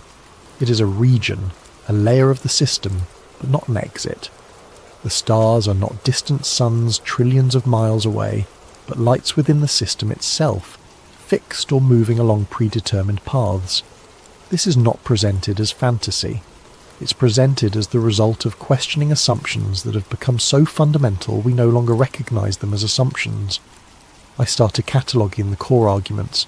They fell into several categories. First, the nature of Earth itself. Modern cosmology describes Earth as a sphere rotating on its axis once every 24 hours, orbiting the Sun at approximately 67,000 miles per hour, while the entire solar system moves through the galaxy at roughly 500,000 miles per hour. Firmament theorists ask, why don't we feel this motion? The standard answer is that we're moving with the Earth, so there's no sensation of velocity, but they counter. We feel motion in airplanes, we feel motion in cars, we feel the rotation of carnival rides, yet we feel nothing from Earth's supposed rotation, orbit, or galactic movement. The response involves reference frames and constant velocity versus acceleration. Objects in constant motion don't produce sensation unless they change speed or direction. Earth's rotation is constant, so we don't feel it. But firmament researchers push back. Earth's rotation should produce measurable effects. The Coriolis effect, yes, but also more direct evidence. Long-range artillery must account for Earth's rotation in their calculations. Snipers, in theory, should need to adjust for it, yet the adjustments are minimal or absent in practice. They point to experiments. The Michelson-Morley experiment in 1887 attempted to detect Earth's motion through the luminiferous ether. It found no motion. The experiment was repeated multiple times with increasingly sophisticated equipment. Same result, no detectable motion. The standard interpretation is that this disproved the ether theory and led to special relativity. But firmament theorists suggest an alternative. Maybe the experiment detected exactly what was there, an Earth that isn't moving. Second, the nature of water. Firmament theory emphasizes that water always finds its level. Oceans, lakes, rivers, they form level surfaces. Water does not curve around spheres at the scale we observe it. The standard explanation is gravity. Gravity pulls water toward the center of Earth's mass, creating a curved surface that appears level locally but is globally spherical. Firmament theorists argue that this requires assuming what you're trying to prove. We know water is level. We observe this directly. The claim that it's actually curved relies entirely on accepting that Earth is a sphere. But if Earth is not a sphere, then water being level is exactly what we should expect. They point to large-scale observations. Looking across bodies of water, distant objects should be hidden by Earth's curvature. The formula is roughly 8 inches per mile squared. At 10 miles, an object should be hidden by approximately 67 feet of curvature. Yet there are photographs and videos showing objects visible at distances where they should be completely obscured. Buildings, mountains, islands, visible when they should be below the horizon. The standard response involves refraction, atmospheric lensing, mirages. Light bends as it passes through layers of air at different temperatures and densities, making distant objects appear higher than they actually are.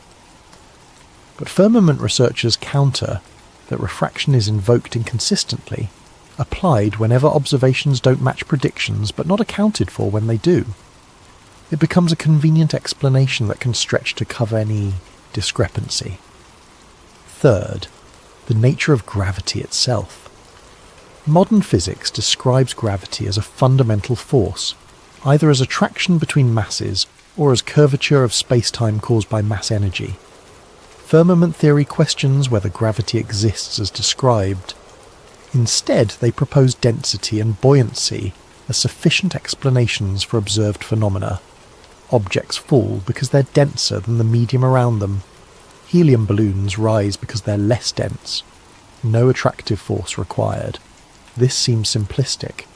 but they argue it's actually simpler than invoking a mysterious force that acts at infinite distance without any physical medium. Newton admitted he couldn't explain how gravity worked. Einstein reformulated it as geometry, but that doesn't explain what causes the curvature. Modern physics treats gravity as one of 4 fundamental forces, but it's the weakest and the most poorly understood. We can't unify it with quantum mechanics. We can't detect gravitational waves reliably despite building enormous interferometers. We can't explain dark matter or dark energy, except as placeholders for something that makes the math work. Firmament theorists suggest that maybe gravity is not fundamental. Maybe it's an interpretation imposed on observations that could be explained more simply if we abandon certain assumptions about Earth's shape and motion. Fourth, the nature of the sun, moon, and stars.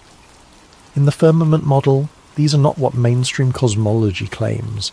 The sun and moon are described as relatively local phenomena, moving above the Earth in circular or spiral paths. Their size and distance are much smaller than official figures. The stars are not distant suns, but lights of unknown nature, possibly fixed to the firmament itself or moving along predetermined paths within the enclosed system. This sounds absurd until you examine the arguments.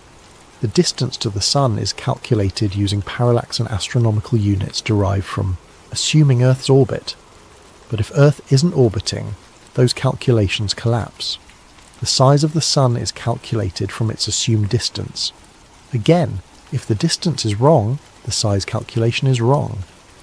What we actually observe is a bright disk in the sky that appears to be a certain angular size. Everything else is inference based on the heliocentric model. Firmament researchers point out that the sun and moon appear to be the same angular size, which is why we get perfect solar eclipses. In the standard model, this is an extraordinary coincidence. The sun is 400 times larger than the moon, and happens to be 400 times farther away, making them appear identical in size from Earth. In the firmament model, the sun and moon are simply local objects of similar size and distance. No coincidence required. The stars present their own puzzles. Polaris, the North Star, remains fixed in position, while all other stars rotate around it. This makes sense in a geocentric model where the sky rotates above a stationary Earth. It requires more complex explanation in a heliocentric model where Earth is rotating, orbiting, and moving through the galaxy. Star trails, long exposure photographs showing stars moving in circular arcs around Polaris, look exactly like what you'd expect if the stars were fixed to a rotating dome above a stationary Earth.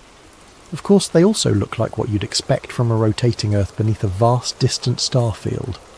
The observations don't distinguish between models, the interpretation does. Fifth, the nature of space itself. Firmament theory claims that space as commonly understood, infinite void, vacuum, filled with distant galaxies, may not exist as described. Instead, space might be a region within the enclosed system, the upper atmosphere transitioning into a different medium, possibly plasma, possibly something else. The vacuum of space might be real in the sense of low density, but not infinite, not extendable, not a place you can travel through to other planets or stars. This seems easily disprovable. After all, we've sent probes to other planets. We've landed rovers on Mars. We have photographs from throughout the solar system. But firmament theorists ask, how do you know?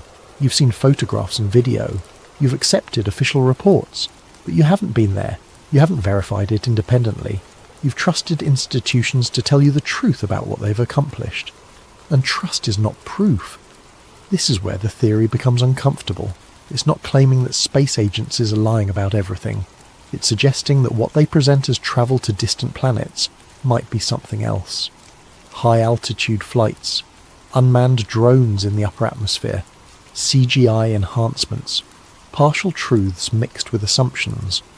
Or it's suggesting that the probes are real, the data is real, but the interpretation is wrong. Maybe what we call Mars is not a distant planet, but something within the enclosed system, accessible at high altitude but not requiring interplanetary travel.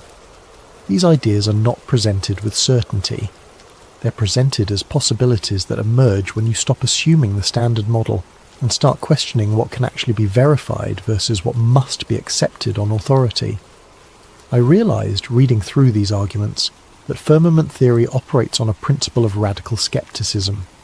It trusts direct observation over expert interpretation. It trusts what you can verify over what you're told. This makes it appealing to people who distrust institutions, but it also makes it vulnerable to confirmation bias. If you decide to trust only what you can verify personally, you end up trusting very little, and in that void, alternative explanations flourish. But that doesn't mean the questions are invalid. The firmament theory survives not because people are ignorant, but because it asks questions that institutional science treats as settled beyond inquiry. And when questions are declared off limits, the very act of asking them becomes suspicious, which raises its own question. Why is questioning cosmology treated as more suspect than questioning politics, economics, or any other field where human interpretation plays a role? The answer might be that cosmology is foundational.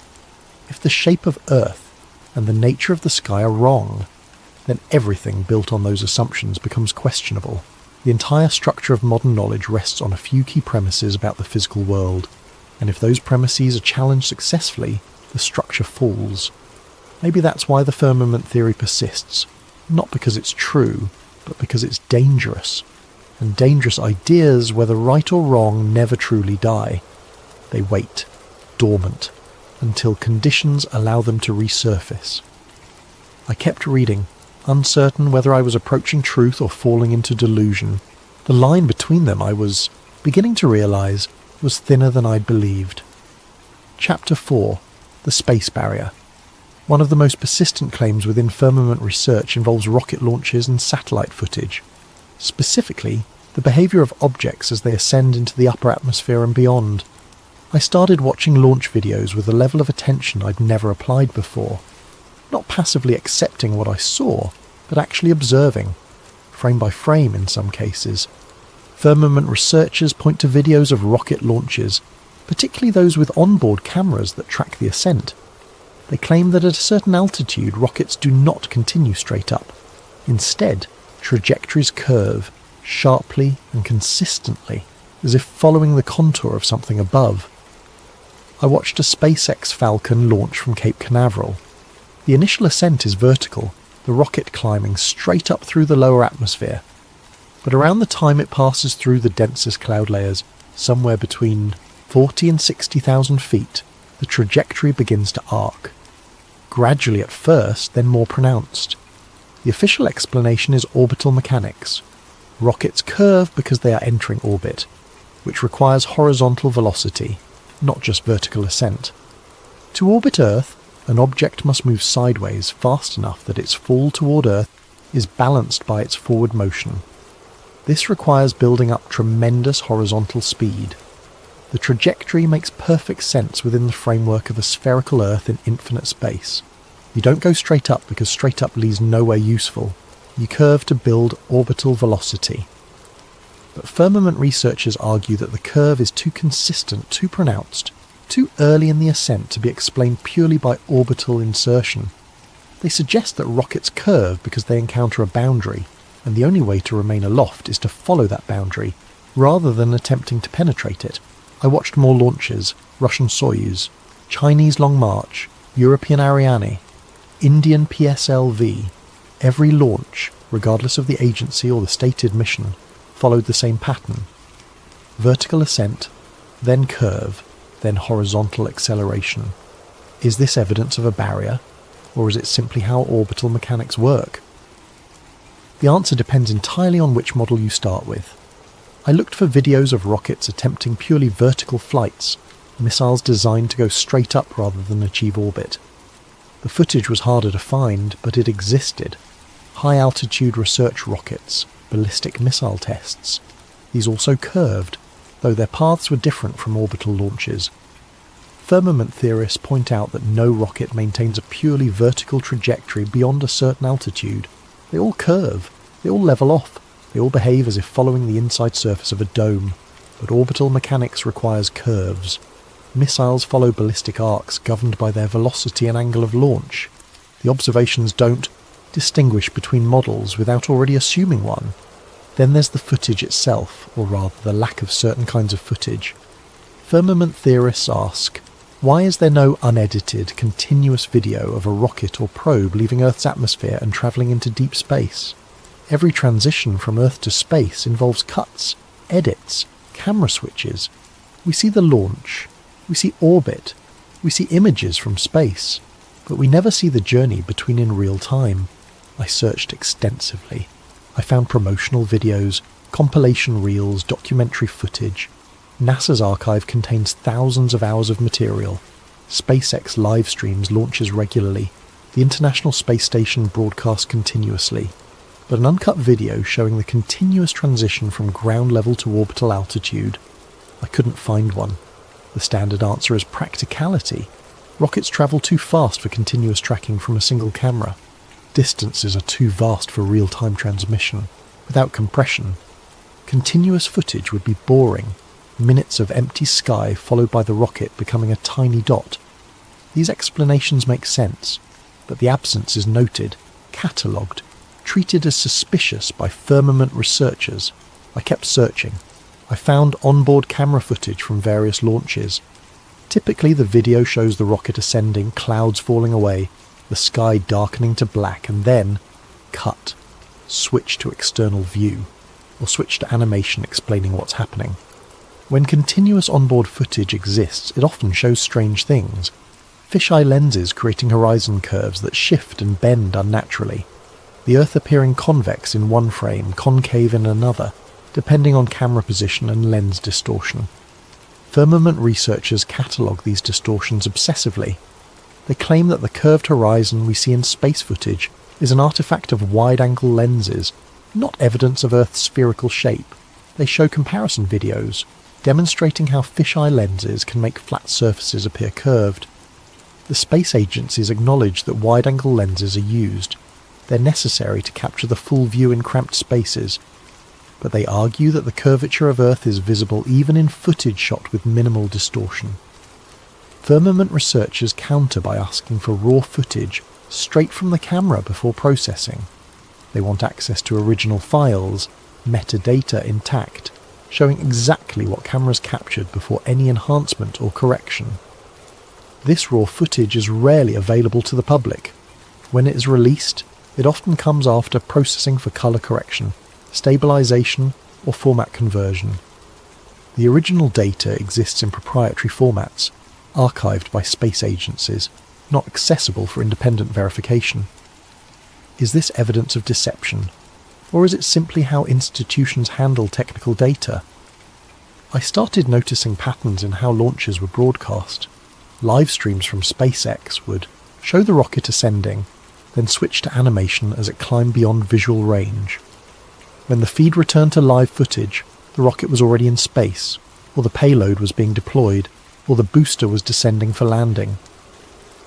The critical moments, the actual passage from atmosphere to space, were consistently absent from direct coverage. Firmament theorists point to specific anomalies, videos showing objects appearing to hit an invisible ceiling, bubbles in space footage, suggesting underwater filming, harnesses visible on astronauts during supposedly zero-gravity demonstrations, green screens detected in background analysis of ISS broadcasts. Each anomaly has official explanations. Bubbles are condensation or ice particles. Harnesses are equipment tethers for safety. Green screens are used for educational demonstrations, not actual space footage. The ceiling effect is debris separation or stage jettison captured at angles that create optical illusions. I examined the evidence. Some of it was clearly misidentified. A reflection mistaken for a bubble. Camera artifacts mistaken for green screen edges. Perspective tricks making straight lines appear to curve. But some of it was harder to dismiss. Videos where the physics seemed wrong. Objects moving in ways that didn't match the zero-gravity environment they were supposed to be in. Footage where astronauts appeared to be supported by invisible wires, their movements constrained in ways that suggested harnesses rather than free-floating. The most troubling aspect wasn't any single piece of evidence. It was the cumulative weight of anomalies, each individually explainable, but collectively suggesting something off. Or it was confirmation bias, seeing what you want to see, finding patterns in noise.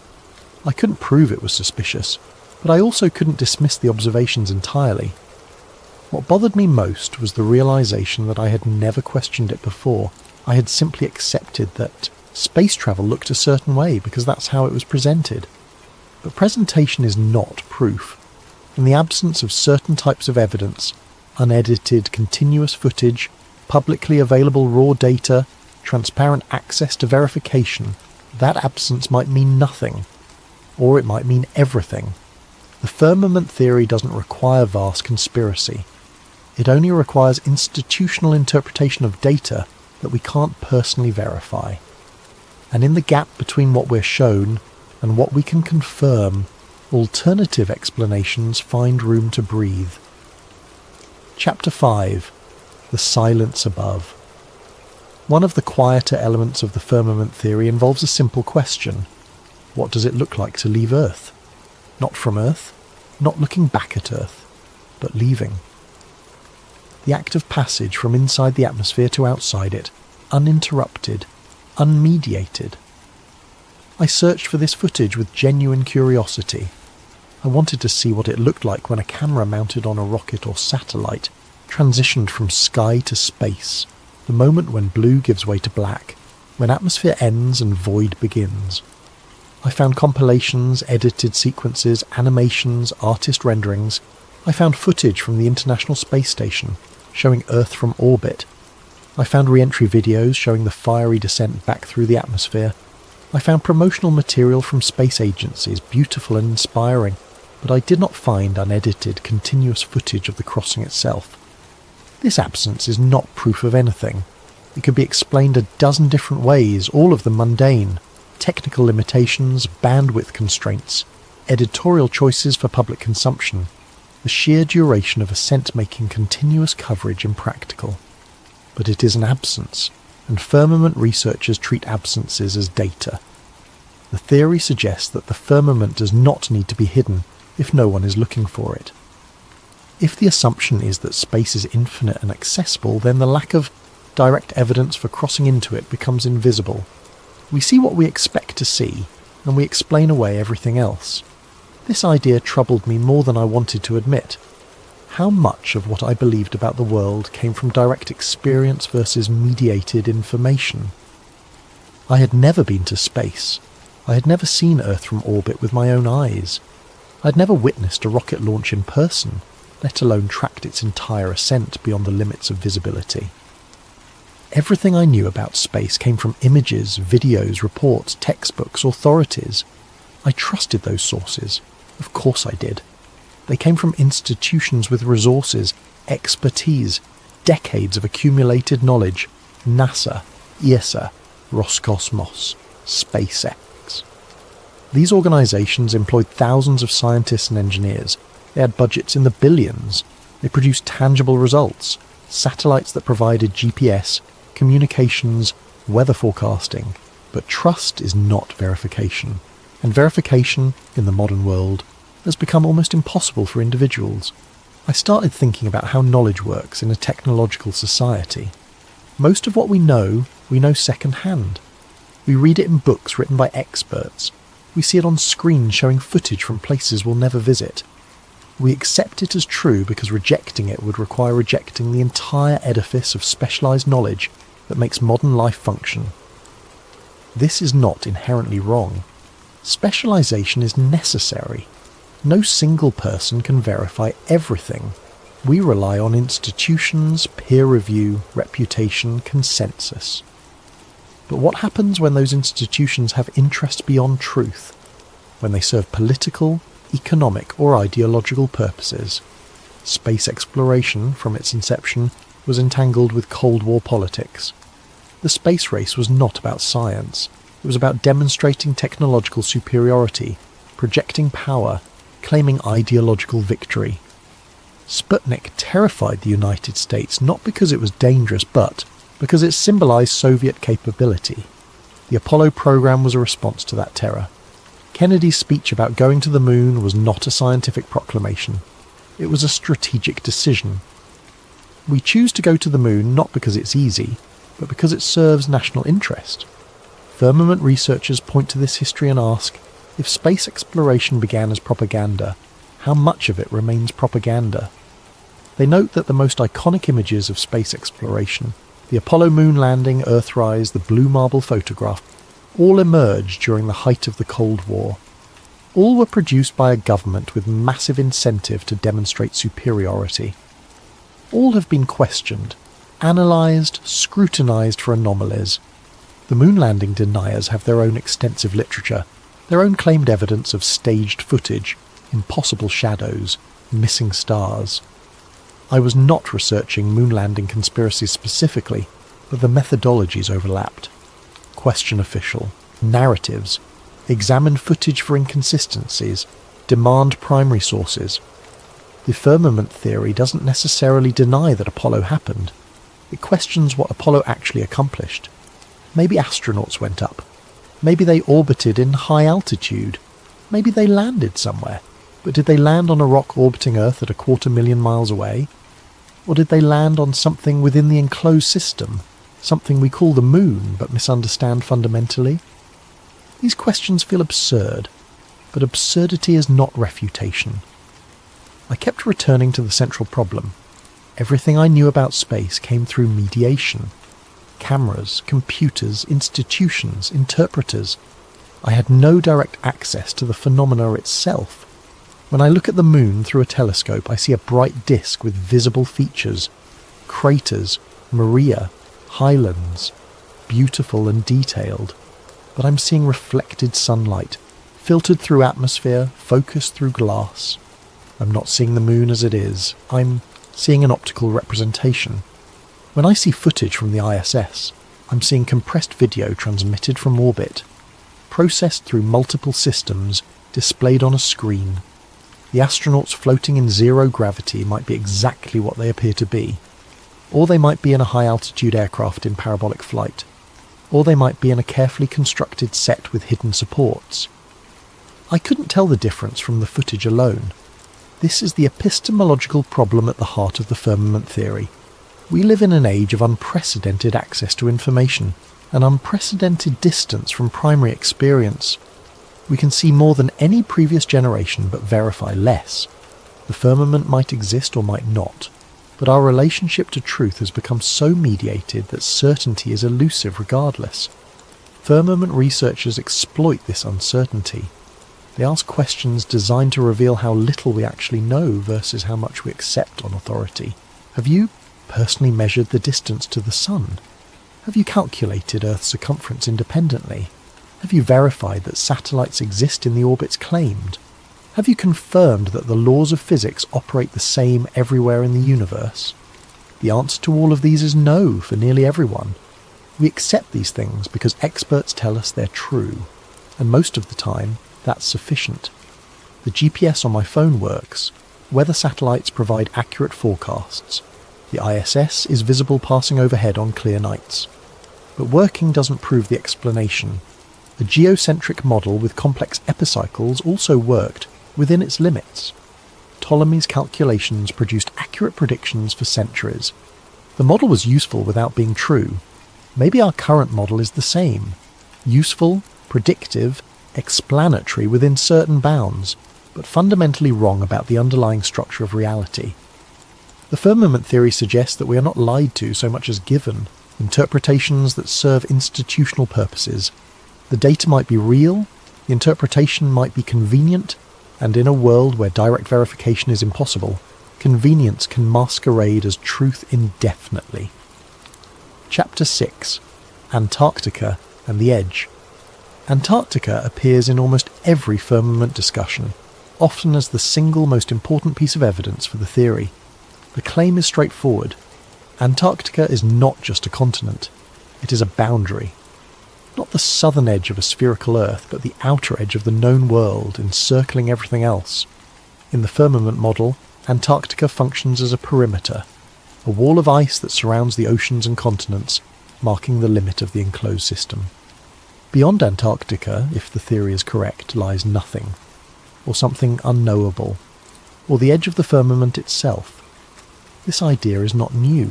Before modern exploration, Antarctica existed in European imagination as Terra Australis Incognita, unknown, southern land.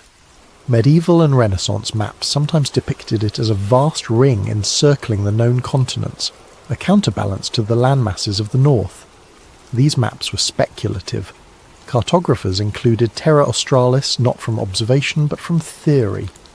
They believed the world needed symmetry, that northern lands required southern equivalents to maintain balance, so they drew Antarctica before anyone had seen it. When actual exploration began in the 18th and 19th centuries, the picture that emerged was complicated. Captain James Cook circumnavigated Antarctica between 1772 and 1775, becoming the first explorer to cross the Antarctic Circle. But he never saw the mainland. He encountered impenetrable ice barriers that prevented further south penetration.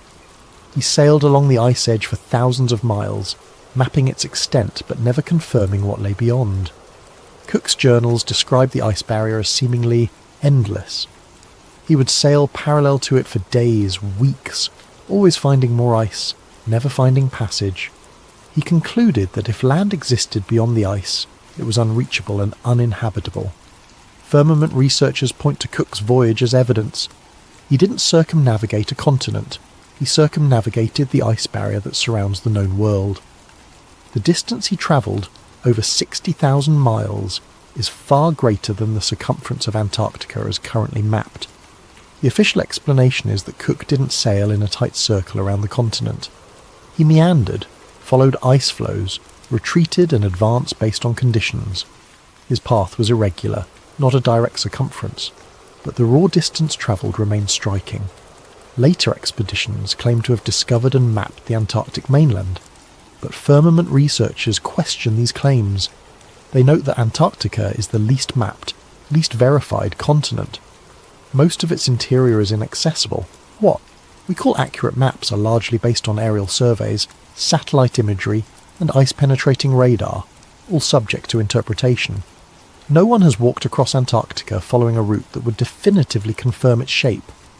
The few transcontinental expeditions followed predetermined paths, usually seeking the South Pole, not attempting to map the entire coastline or verify the overall structure. And then there's the Antarctic Treaty. Signed in Washington in December 1959, the Antarctic Treaty designated Antarctica as a scientific preserve. It banned military activity, prohibited mineral mining, suspended territorial claims, and established international cooperation in research. On its face, the treaty seems reasonable. Antarctica is harsh, remote, environmentally sensitive. International protection makes sense. But firmament theorists see something else. They note that the treaty was signed during the Cold War, a period when the United States and Soviet Union agreed on almost nothing. Yet both nations, along with 10 others, immediately signed a binding agreement about Antarctica. Why? What made Antarctica so important that ideological enemies found common ground there? The treaty's provisions are extensive. Article 1 prohibits any military activity. Article 7 allows any signatory nation to inspect any other nation's Antarctic stations at any time. Article 9 establishes regular consultative meetings to discuss Antarctic governance. But the most interesting provision is the implicit one. All territorial claims are frozen. 7 nations had claimed portions of Antarctica before the treaty. The treaty doesn't resolve these claims.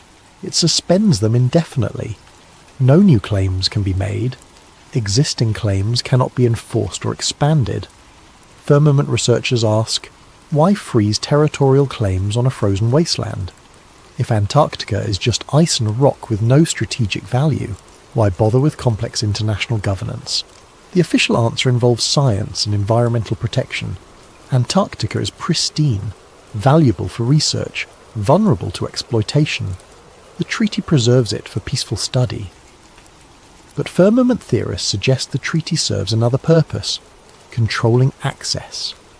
By making Antarctica an international preserve, no single nation can claim it, but also no independent expedition can explore it freely. I investigated this claim. I found that visiting Antarctica is indeed difficult. Tourism exists, but it's heavily regulated. Tour operators must follow strict protocols established by the International Association of Antarctica Tour Operators. Landing sites are limited, activities are restricted. Independent travel is essentially impossible without permits, approvals, and enormous expense. Private expeditions to Antarctica's interior require permission from multiple governments, logistical support from approved contractors, insurance, emergency extraction plans. The barriers are not legal prohibitions, but practical impossibilities. You can visit Antarctica as a tourist, but you'll see what tour operators show you. You can conduct research there, but you'll work within established stations under treaty oversight. You cannot simply charter a boat, sail south, and explore independently. Firmament researchers catalogue stories of people who tried, adventurers who planned Antarctic expeditions and faced bureaucratic roadblocks, researchers whose projects were denied permits for vague reasons, filmmakers who requested access to interior regions and were told no.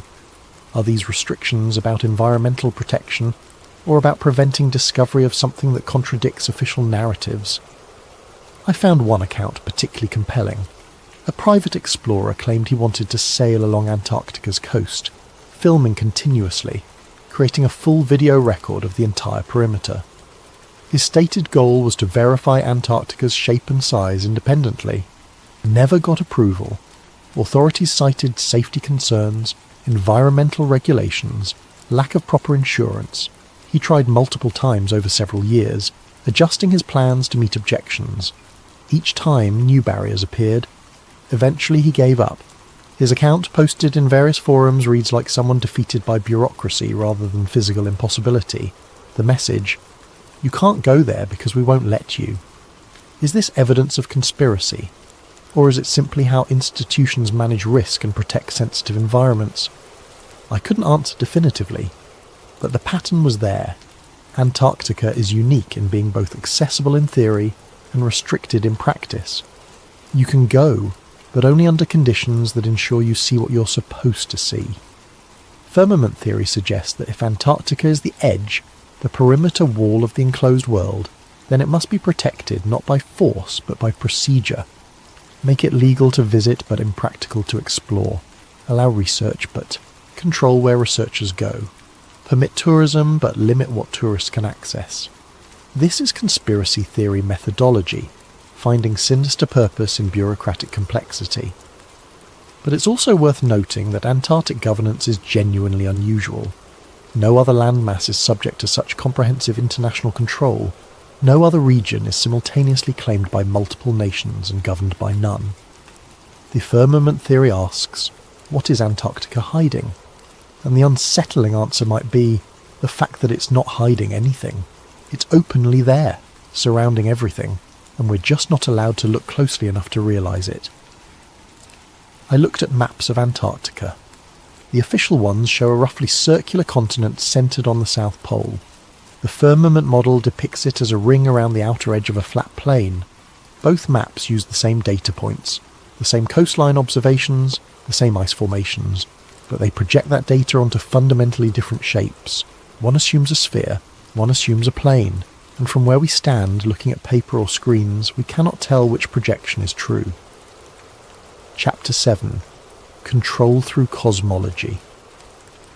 The firmament theory expands beyond questions of physics. It becomes, at its deepest level, a theory about purpose. If Earth is a ball spinning through infinite space, then humanity is a cosmic accident. We are the product of random processes, isolated in a vast and indifferent universe. There is no centre. There is no purpose. There is only the cold mathematics of matter and energy. This is not incidental to modern cosmology. It is foundational. I started reading the history of how scientific cosmology displaced religious cosmology. The shift from geocentrism to heliocentrism is often presented as purely scientific. Better observations, better mathematics, better explanation. But the philosophical implications were just as significant as the technical ones. The geocentric model placed humanity at the centre of creation. Not the physical centre necessarily, but the focal point. Everything revolved around Earth. The heavens moved for us to observe. The sun existed to give us light and warmth. The stars marked time and season for our benefit. This was not vanity. It was coherence. If God created the universe, and creation had a purpose, then humanity's position at the centre made theological sense. We were the purpose. The cosmos existed in relation to us. The heliocentric model shattered that coherence. Suddenly Earth was just another planet, orbiting just another star in just another galaxy among billions. We were not central. We were peripheral, cosmically insignificant. Copernicus understood this. That's why he hesitated to publish. He knew the implications extended beyond astronomy into theology. If Earth is not the centre, then what is humanity's relationship to the divine? Giordano Bruno took the next step. He proposed that the universe was infinite, filled with countless stars and planets, possibly harbouring other life. He was burned at the stake in 1600, officially for heresy, but the specific heresy was cosmological, denying the uniqueness of Earth and humanity. The Church resisted heliocentrism not because of stubbornness, but because they understood what was at stake. If the cosmos has no centre, then it has no hierarchy. If it has no hierarchy, then it has no order imposed by divine will. If there is no divine order, then there is no transcendent meaning. Modern secular thinkers celebrate this as liberation from superstition. We don't need cosmic purpose. We create our own meaning. We are free from the burden of predetermined significance. But firmament theorists ask, what if that freedom is actually loss? If Earth is enclosed, if we live inside a created system with boundaries and structure, then everything changes. We are not random. We are placed. We are contained. We are perhaps observed. Purpose becomes possible. Again, not as human construction, but as cosmic fact. The psychological implications are profound. An infinite universe invites nihilism. A bounded creation invites meaning. And meaning, whether comforting or terrifying, changes how people live. I found myself thinking about Friedrich Nietzsche's proclamation, God is dead. He didn't mean this literally. He meant that modernity had made God unnecessary. The infinite mechanical universe explained itself without divine intervention. Humanity no longer needed theology to understand the cosmos. But Nietzsche also understood the consequences. If God is dead, if cosmic purpose disappears, then we face the abyss of meaninglessness. The death of God was not victory, but crisis. We killed God, Nietzsche wrote, and now we must become gods ourselves to be worthy of the deed. Modern culture has not become godlike. It has become fractured, anxious, searching desperately for meaning in a universe that offers none. Depression, suicide, addiction, despair. These are not just personal failures, but existential responses to cosmic insignificance. Firmament researchers argue that this is intentional, not that specific individuals conspired to make people miserable, but that the shift from bounded creation to infinite void served powerful interests. If humanity has no cosmic purpose, then purpose becomes whatever authorities define it as: work, consumption, national service, ideological commitment. These fill the void left by transcendent meaning. People without cosmic significance are easier to control because they must find significance somewhere, and institutions are happy to provide it. This sounds paranoid, but it's also historically demonstrable. The rise of totalitarian ideologies in the 20th century coincided with the full internalization of cosmic meaninglessness. Fascism, communism, various nationalisms all offered collective purpose to replace lost cosmic purpose. Even liberal democracy, with its emphasis on individual freedom and material prosperity, functions as a substitute meaning system.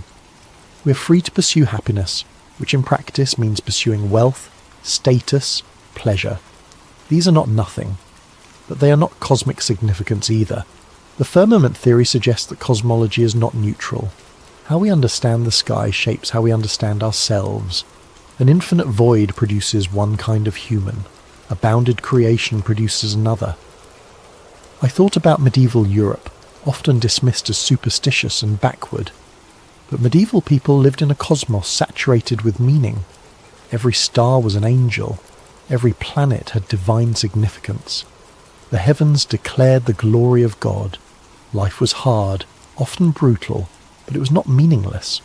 Modern people live in comfort unimaginable to medieval peasants. We have technology, medicine, leisure, but we also have epidemic rates of depression, a mental health crisis that shows no signs of abating despite increasing access to treatment. Could this crisis be cosmological? Could the loss of a meaningful universe create psychological damage that no amount of therapy or medication can fully address? Firmament theorists believe so. They argue that returning to a bounded cosmos, re-establishing Earth as a created place rather than a cosmic accident, could restore meaning not as belief, but as fact. This is where the theory becomes most controversial, because if the firmament exists, then someone created it. And if someone created it, then we must ask why, and what they want from us, and what happens if we ignore their purposes.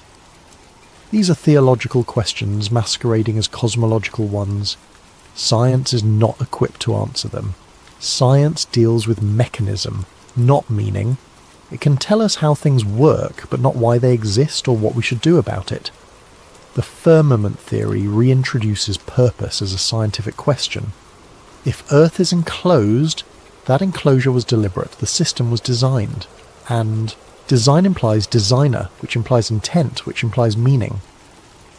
Modern science fled from this centuries ago, not because design was disproven, but because methodologically limiting science to mechanism made it more productive. You can study how planets orbit without asking why planets exist.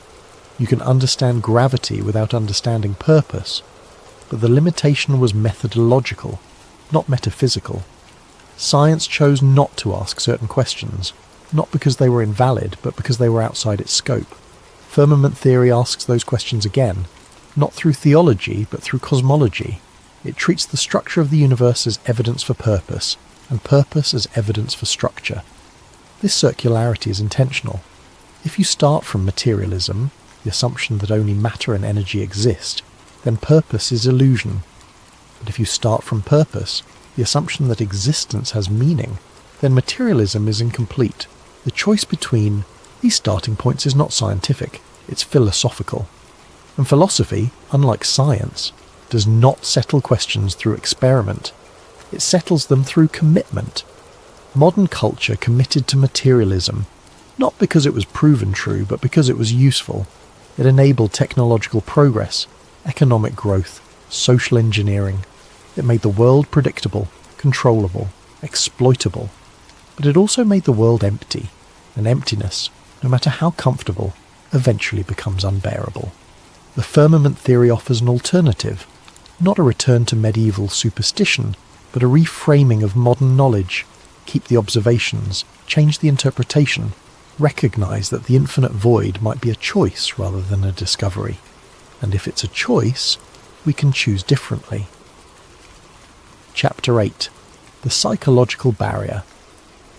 The strongest argument against the firmament theory is not scientific, it's psychological.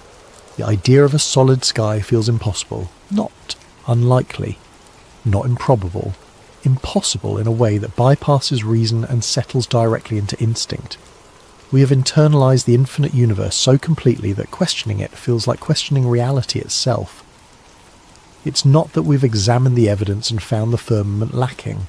It's that the firmament violates the shape of the world as we've been taught to imagine it. And that, firmament researchers argue, is exactly how the system works. I started paying attention to my own reactions as I researched. Every time I encountered a firmament claim that felt compelling, I noticed a reflex, a voice in my head that said, "This can't be true." Not "this doesn't seem true," or "I need more evidence." Simply, "This can't be true." That reaction was automatic, instantaneous, occurring before any conscious evaluation of the claim itself. I recognized it as cognitive dissonance, the psychological discomfort that occurs when new information contradicts existing beliefs. The human mind resists this discomfort. We have multiple strategies for reducing it: rejecting the new information, reinterpreting it to fit existing beliefs, or creating rationalizations that allow both to coexist. What we rarely do is actually change the foundational belief, because foundational beliefs are integrated into our entire understanding of reality. Changing them means rebuilding from scratch. The firmament theory, if true, would require exactly that kind of rebuilding. Everything I learned about the universe, from elementary school through university, would need to be re-examined. Not just astronomy, but physics, geology, history, philosophy. The entire edifice of modern knowledge rests on certain cosmological assumptions. If those assumptions are wrong, the edifice doesn't just modify, it collapses. This is terrifying. Not intellectually terrifying, but existentially so. It means that the authorities I trusted were wrong. The institutions that educated me failed. The consensus. Reality I share with billions of people is mistaken. More than mistaken, constructed. Built deliberately to produce a certain kind of understanding, a certain kind of human being. I found myself thinking about education, how we learn about the universe from childhood. Picture books showing the solar system, the planets orbiting the sun, Earth as a blue marble floating in black void. These images are presented as photographs, as direct representation of reality. But they're not. They're artist renderings, composites, CGI reconstructions based on data interpreted through models. The photograph of Earth from space that hangs in classrooms is usually a composite of multiple images stitched together and colour-corrected for visual appeal. Nothing wrong with that inherently, but we're not told it's a composite. We're shown it as truth, and we internalise it as truth, and by the time we're old enough to question, the belief is so fundamental that questioning feels absurd. This is social conditioning. Not in the sinister sense of deliberate brainwashing, but in the mundane sense of how cultures transmit worldviews. Every society teaches its children a cosmology. Medieval Europe taught bounded heavens and divine hierarchy. Ancient Egypt taught the sky goddess Nut arching over the earth. Modern society teaches infinite space and cosmic insignificance. None of these cosmologies is self-evident. All require teaching, reinforcement, correction, when children's natural observations differ from approved understanding. I remembered being told as a child that the earth was round. I looked at the horizon, it appeared flat. I was told this was because the earth is very large and I was very small.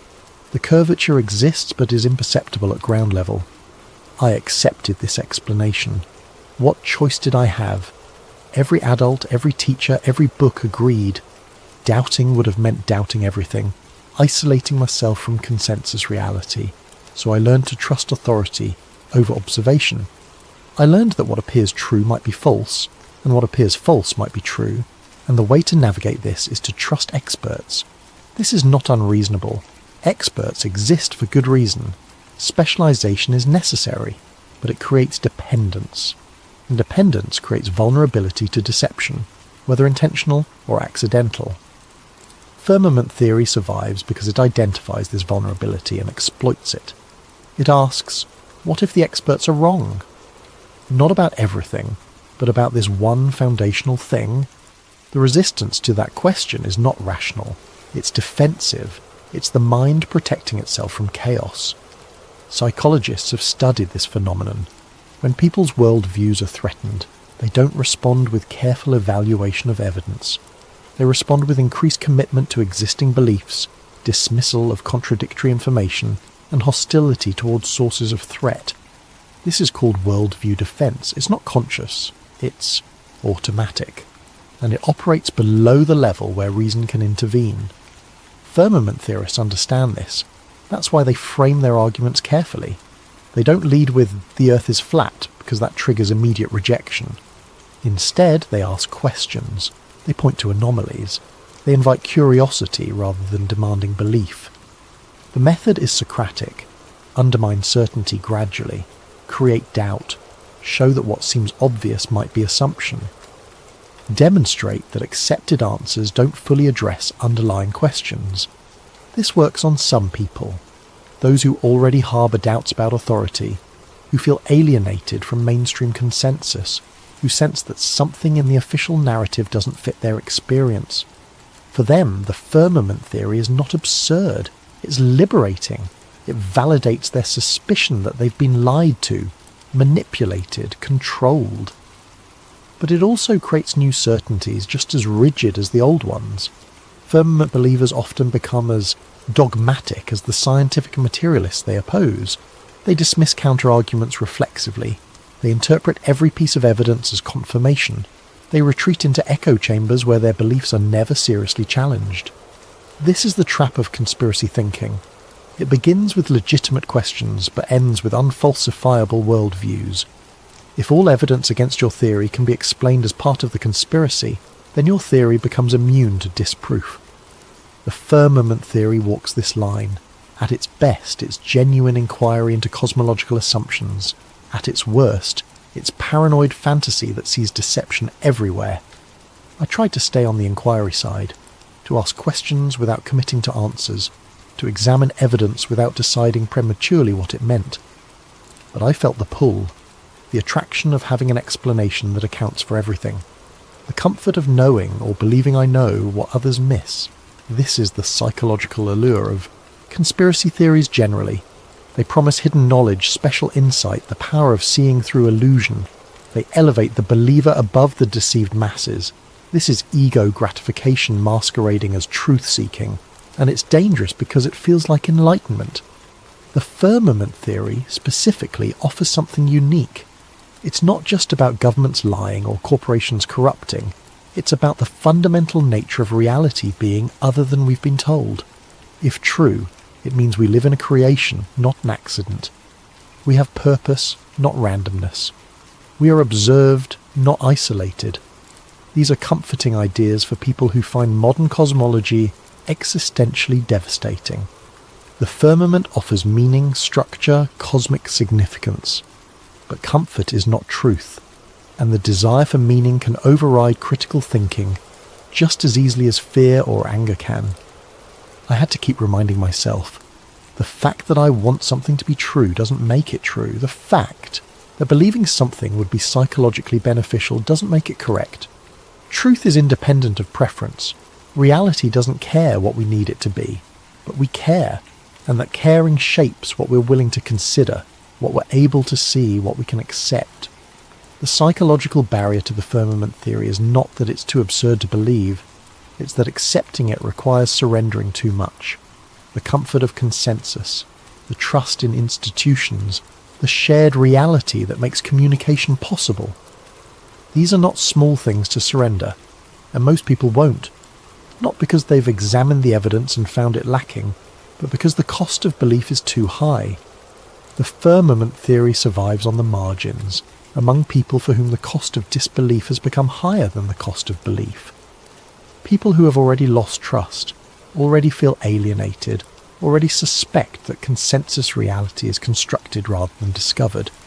For them, the firmament is not absurdity, it's the truth that makes sense of everything else that doesn't. Chapter 9.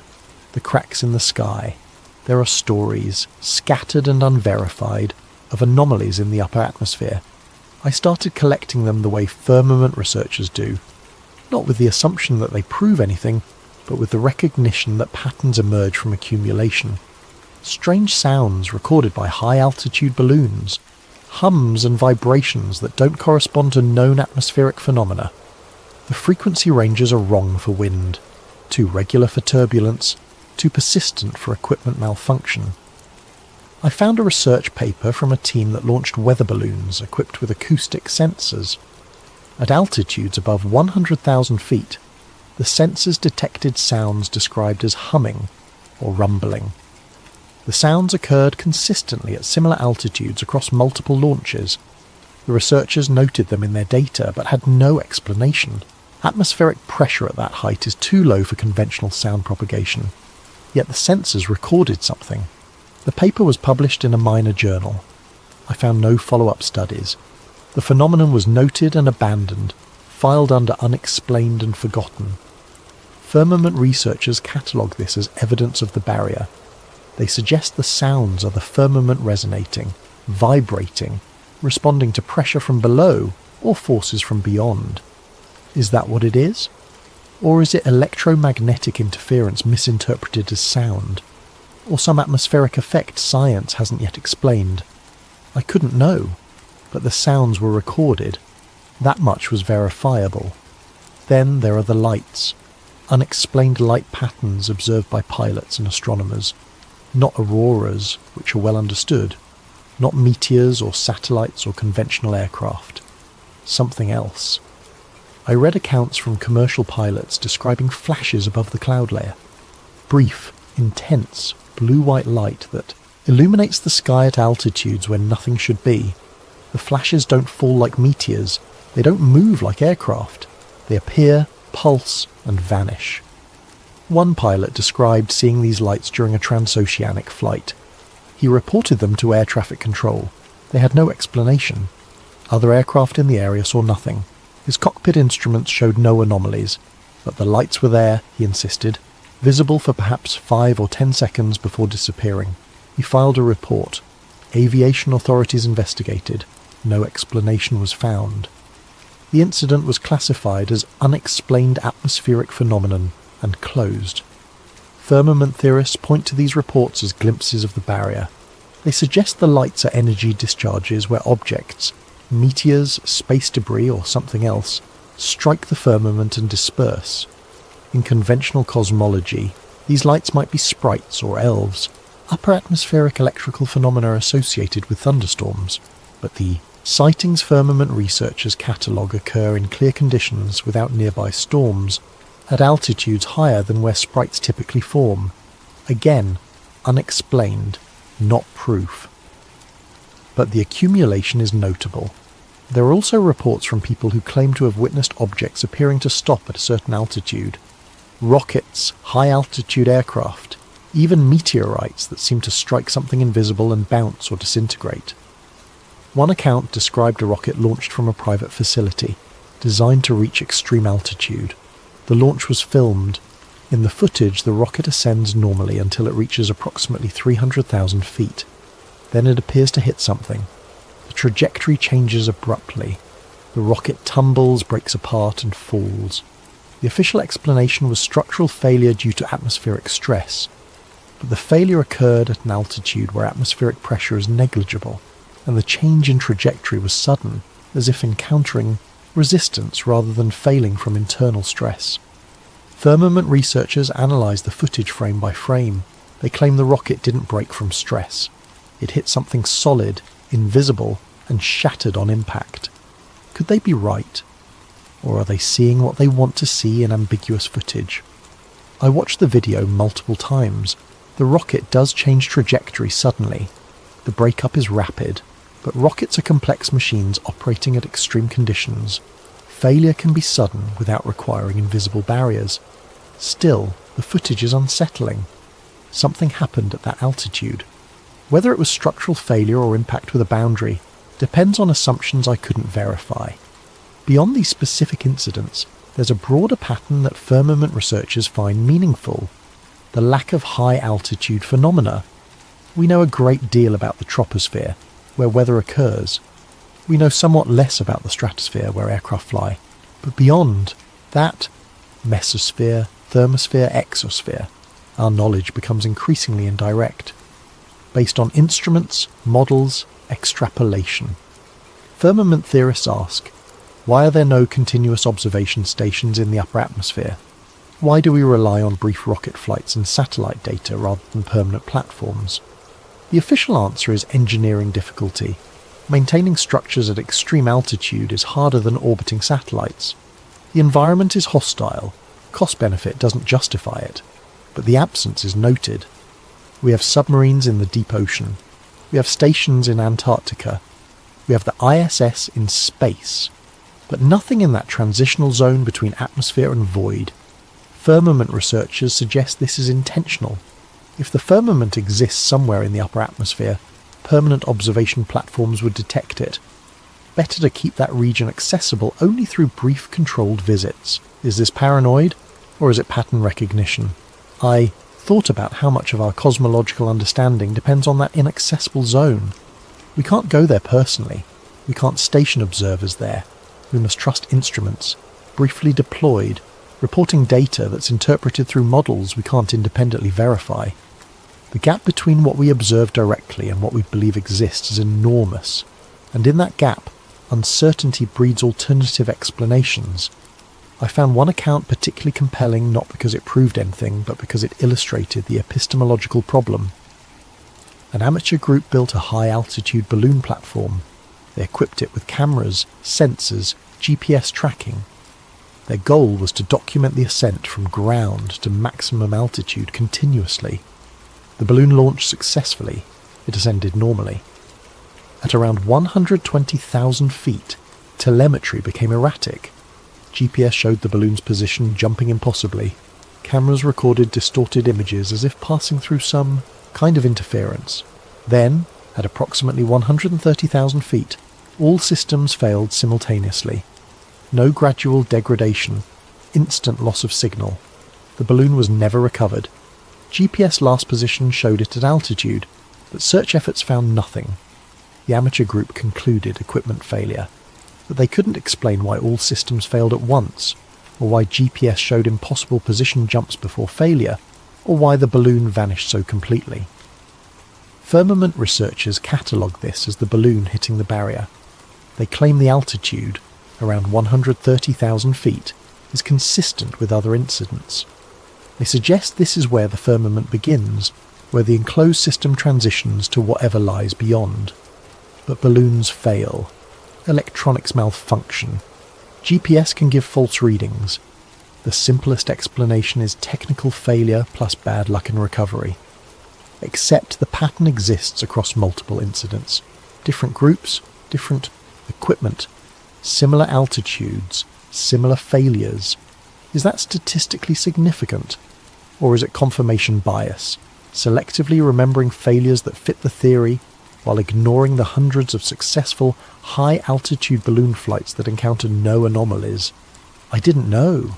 I couldn't know without comprehensive data on all high-altitude balloon flights, their failure rates, the specific altitudes where failures occur, the types of failures experienced. That data might exist somewhere, but I didn't have access to it, and without it, I was left with anecdotes, patterns that might be real or might be imagined. This is the frustration of investigating the firmament theory. The evidence is always almost compelling but never quite definitive, suggestive but not conclusive, enough to maintain curiosity but not enough to force conviction. The cracks in the sky, if they exist, are subtle, not gaping holes that prove the barrier but hints, glimpses, moments when the ordinary seems slightly wrong in ways that resist easy explanation. Firmament researchers call this the veil effect. The truth is not hidden perfectly.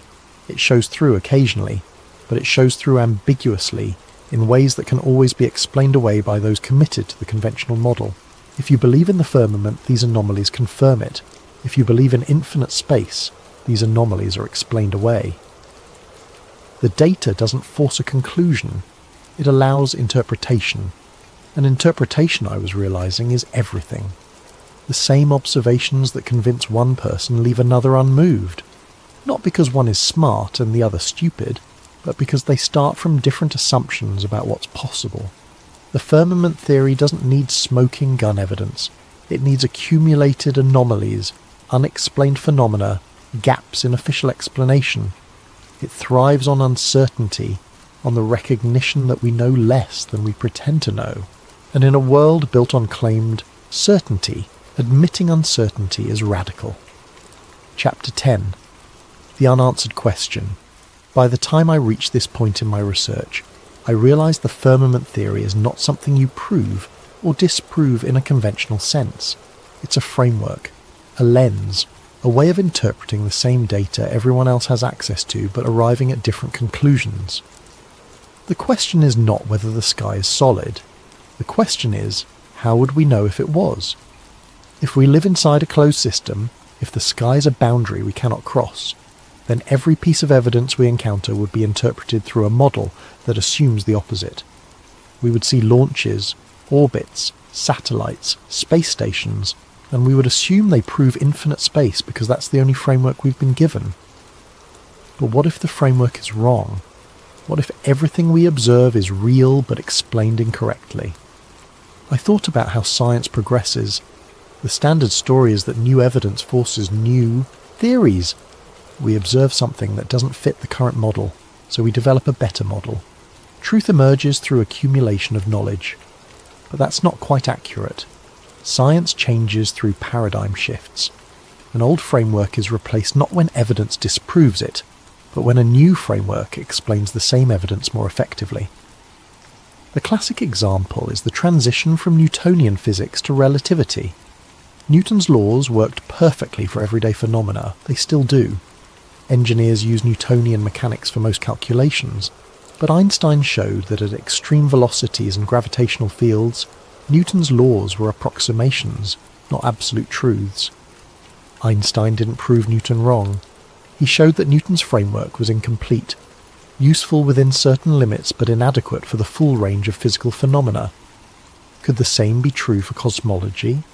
Could the infinite space model be useful, predictive, effective for certain purposes, but fundamentally incomplete? Firmament theorists believe so. They argue that the heliocentric infinite universe model works because it's internally consistent, not because it's true.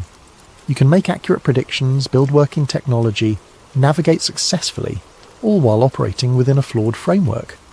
Because frameworks don't have to be true to be useful.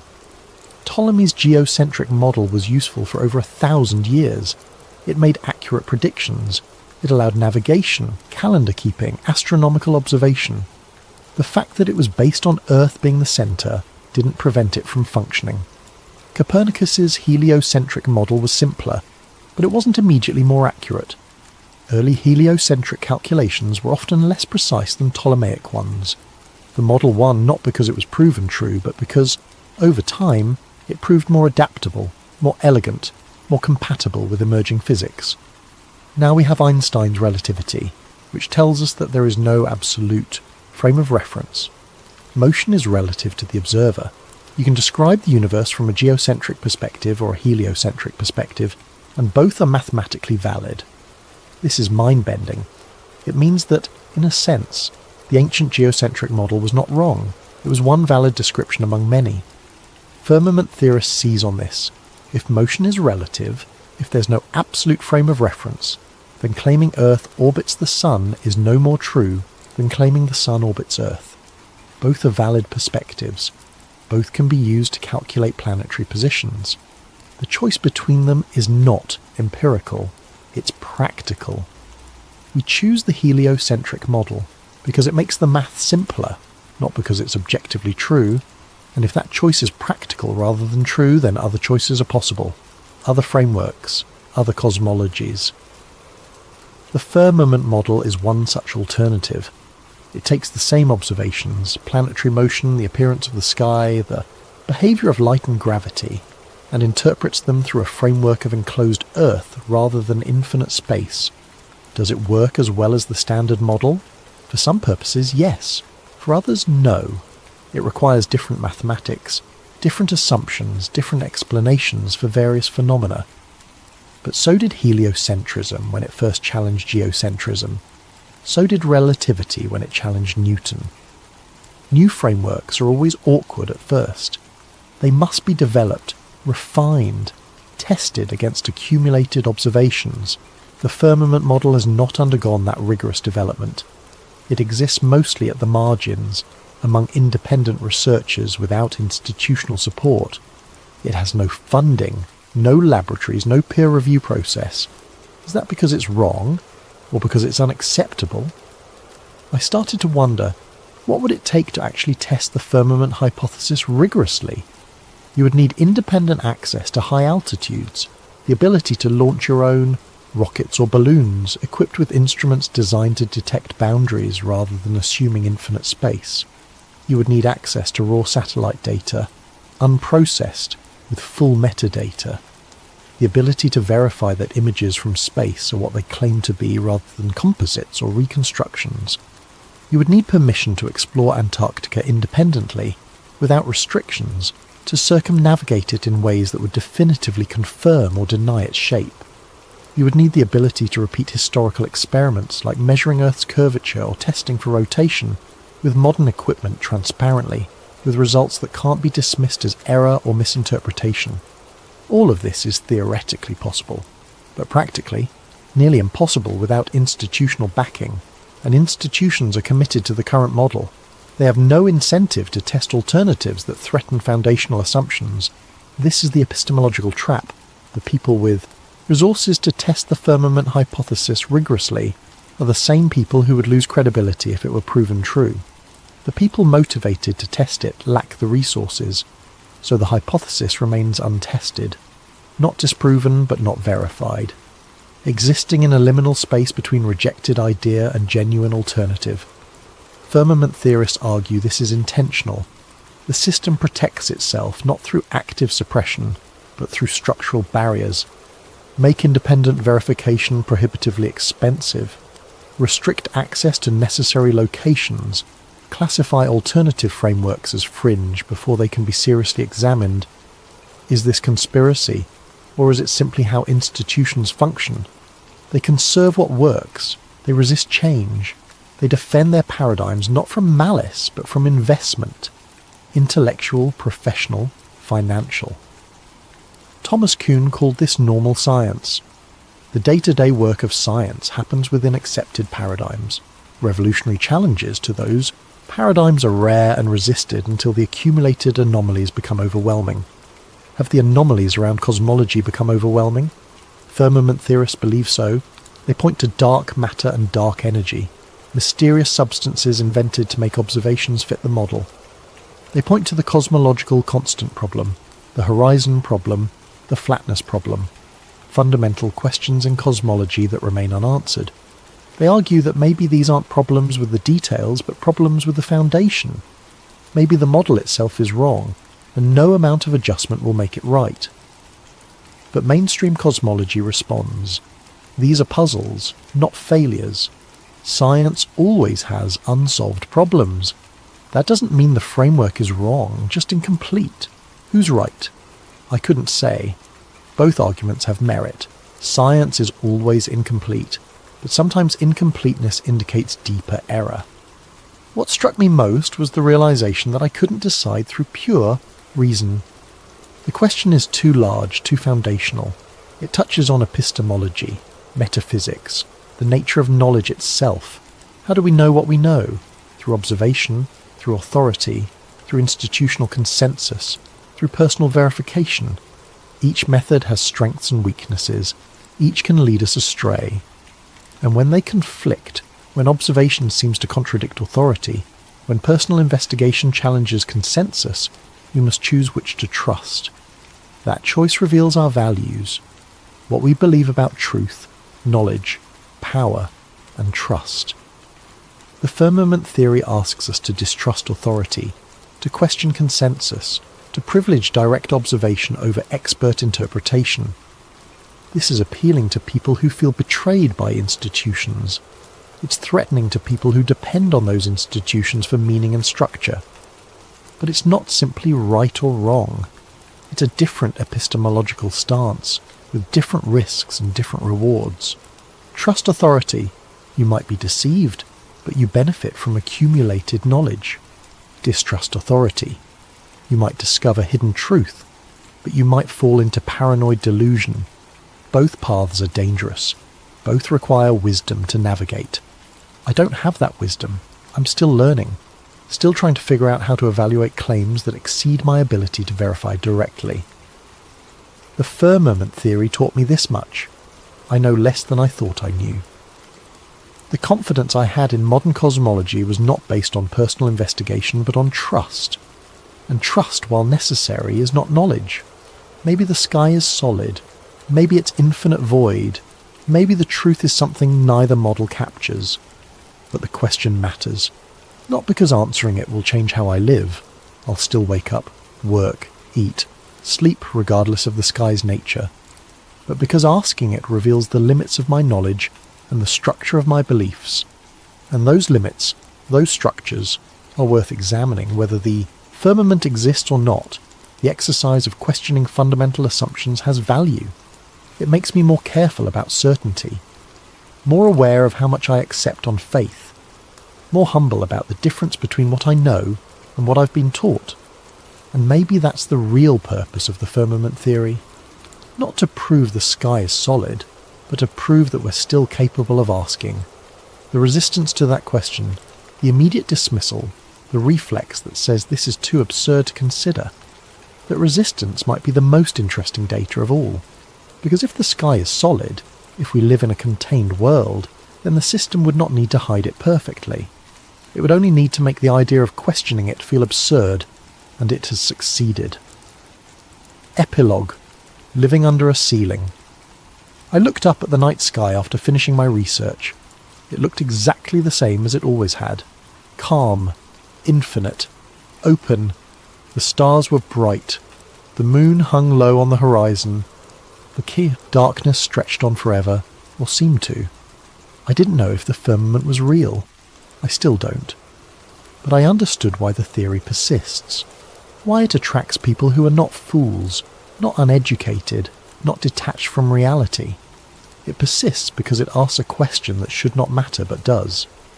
What if the most fundamental assumption of modern cosmology is wrong? If the sky was never meant to open? If we live inside something rather than on something? If the boundary above us is real but invisible? Then the greatest illusion would be believing it already disappeared. And perhaps that's the point. Not to prove the firmament exists, but to prove that we are still allowed to ask. I turned away from the sky and went inside. The stars remained where they were, fixed or distant, solid or infinite. I would never know for certain, but I would keep looking, because some questions once asked cannot be unasked. And maybe that's exactly what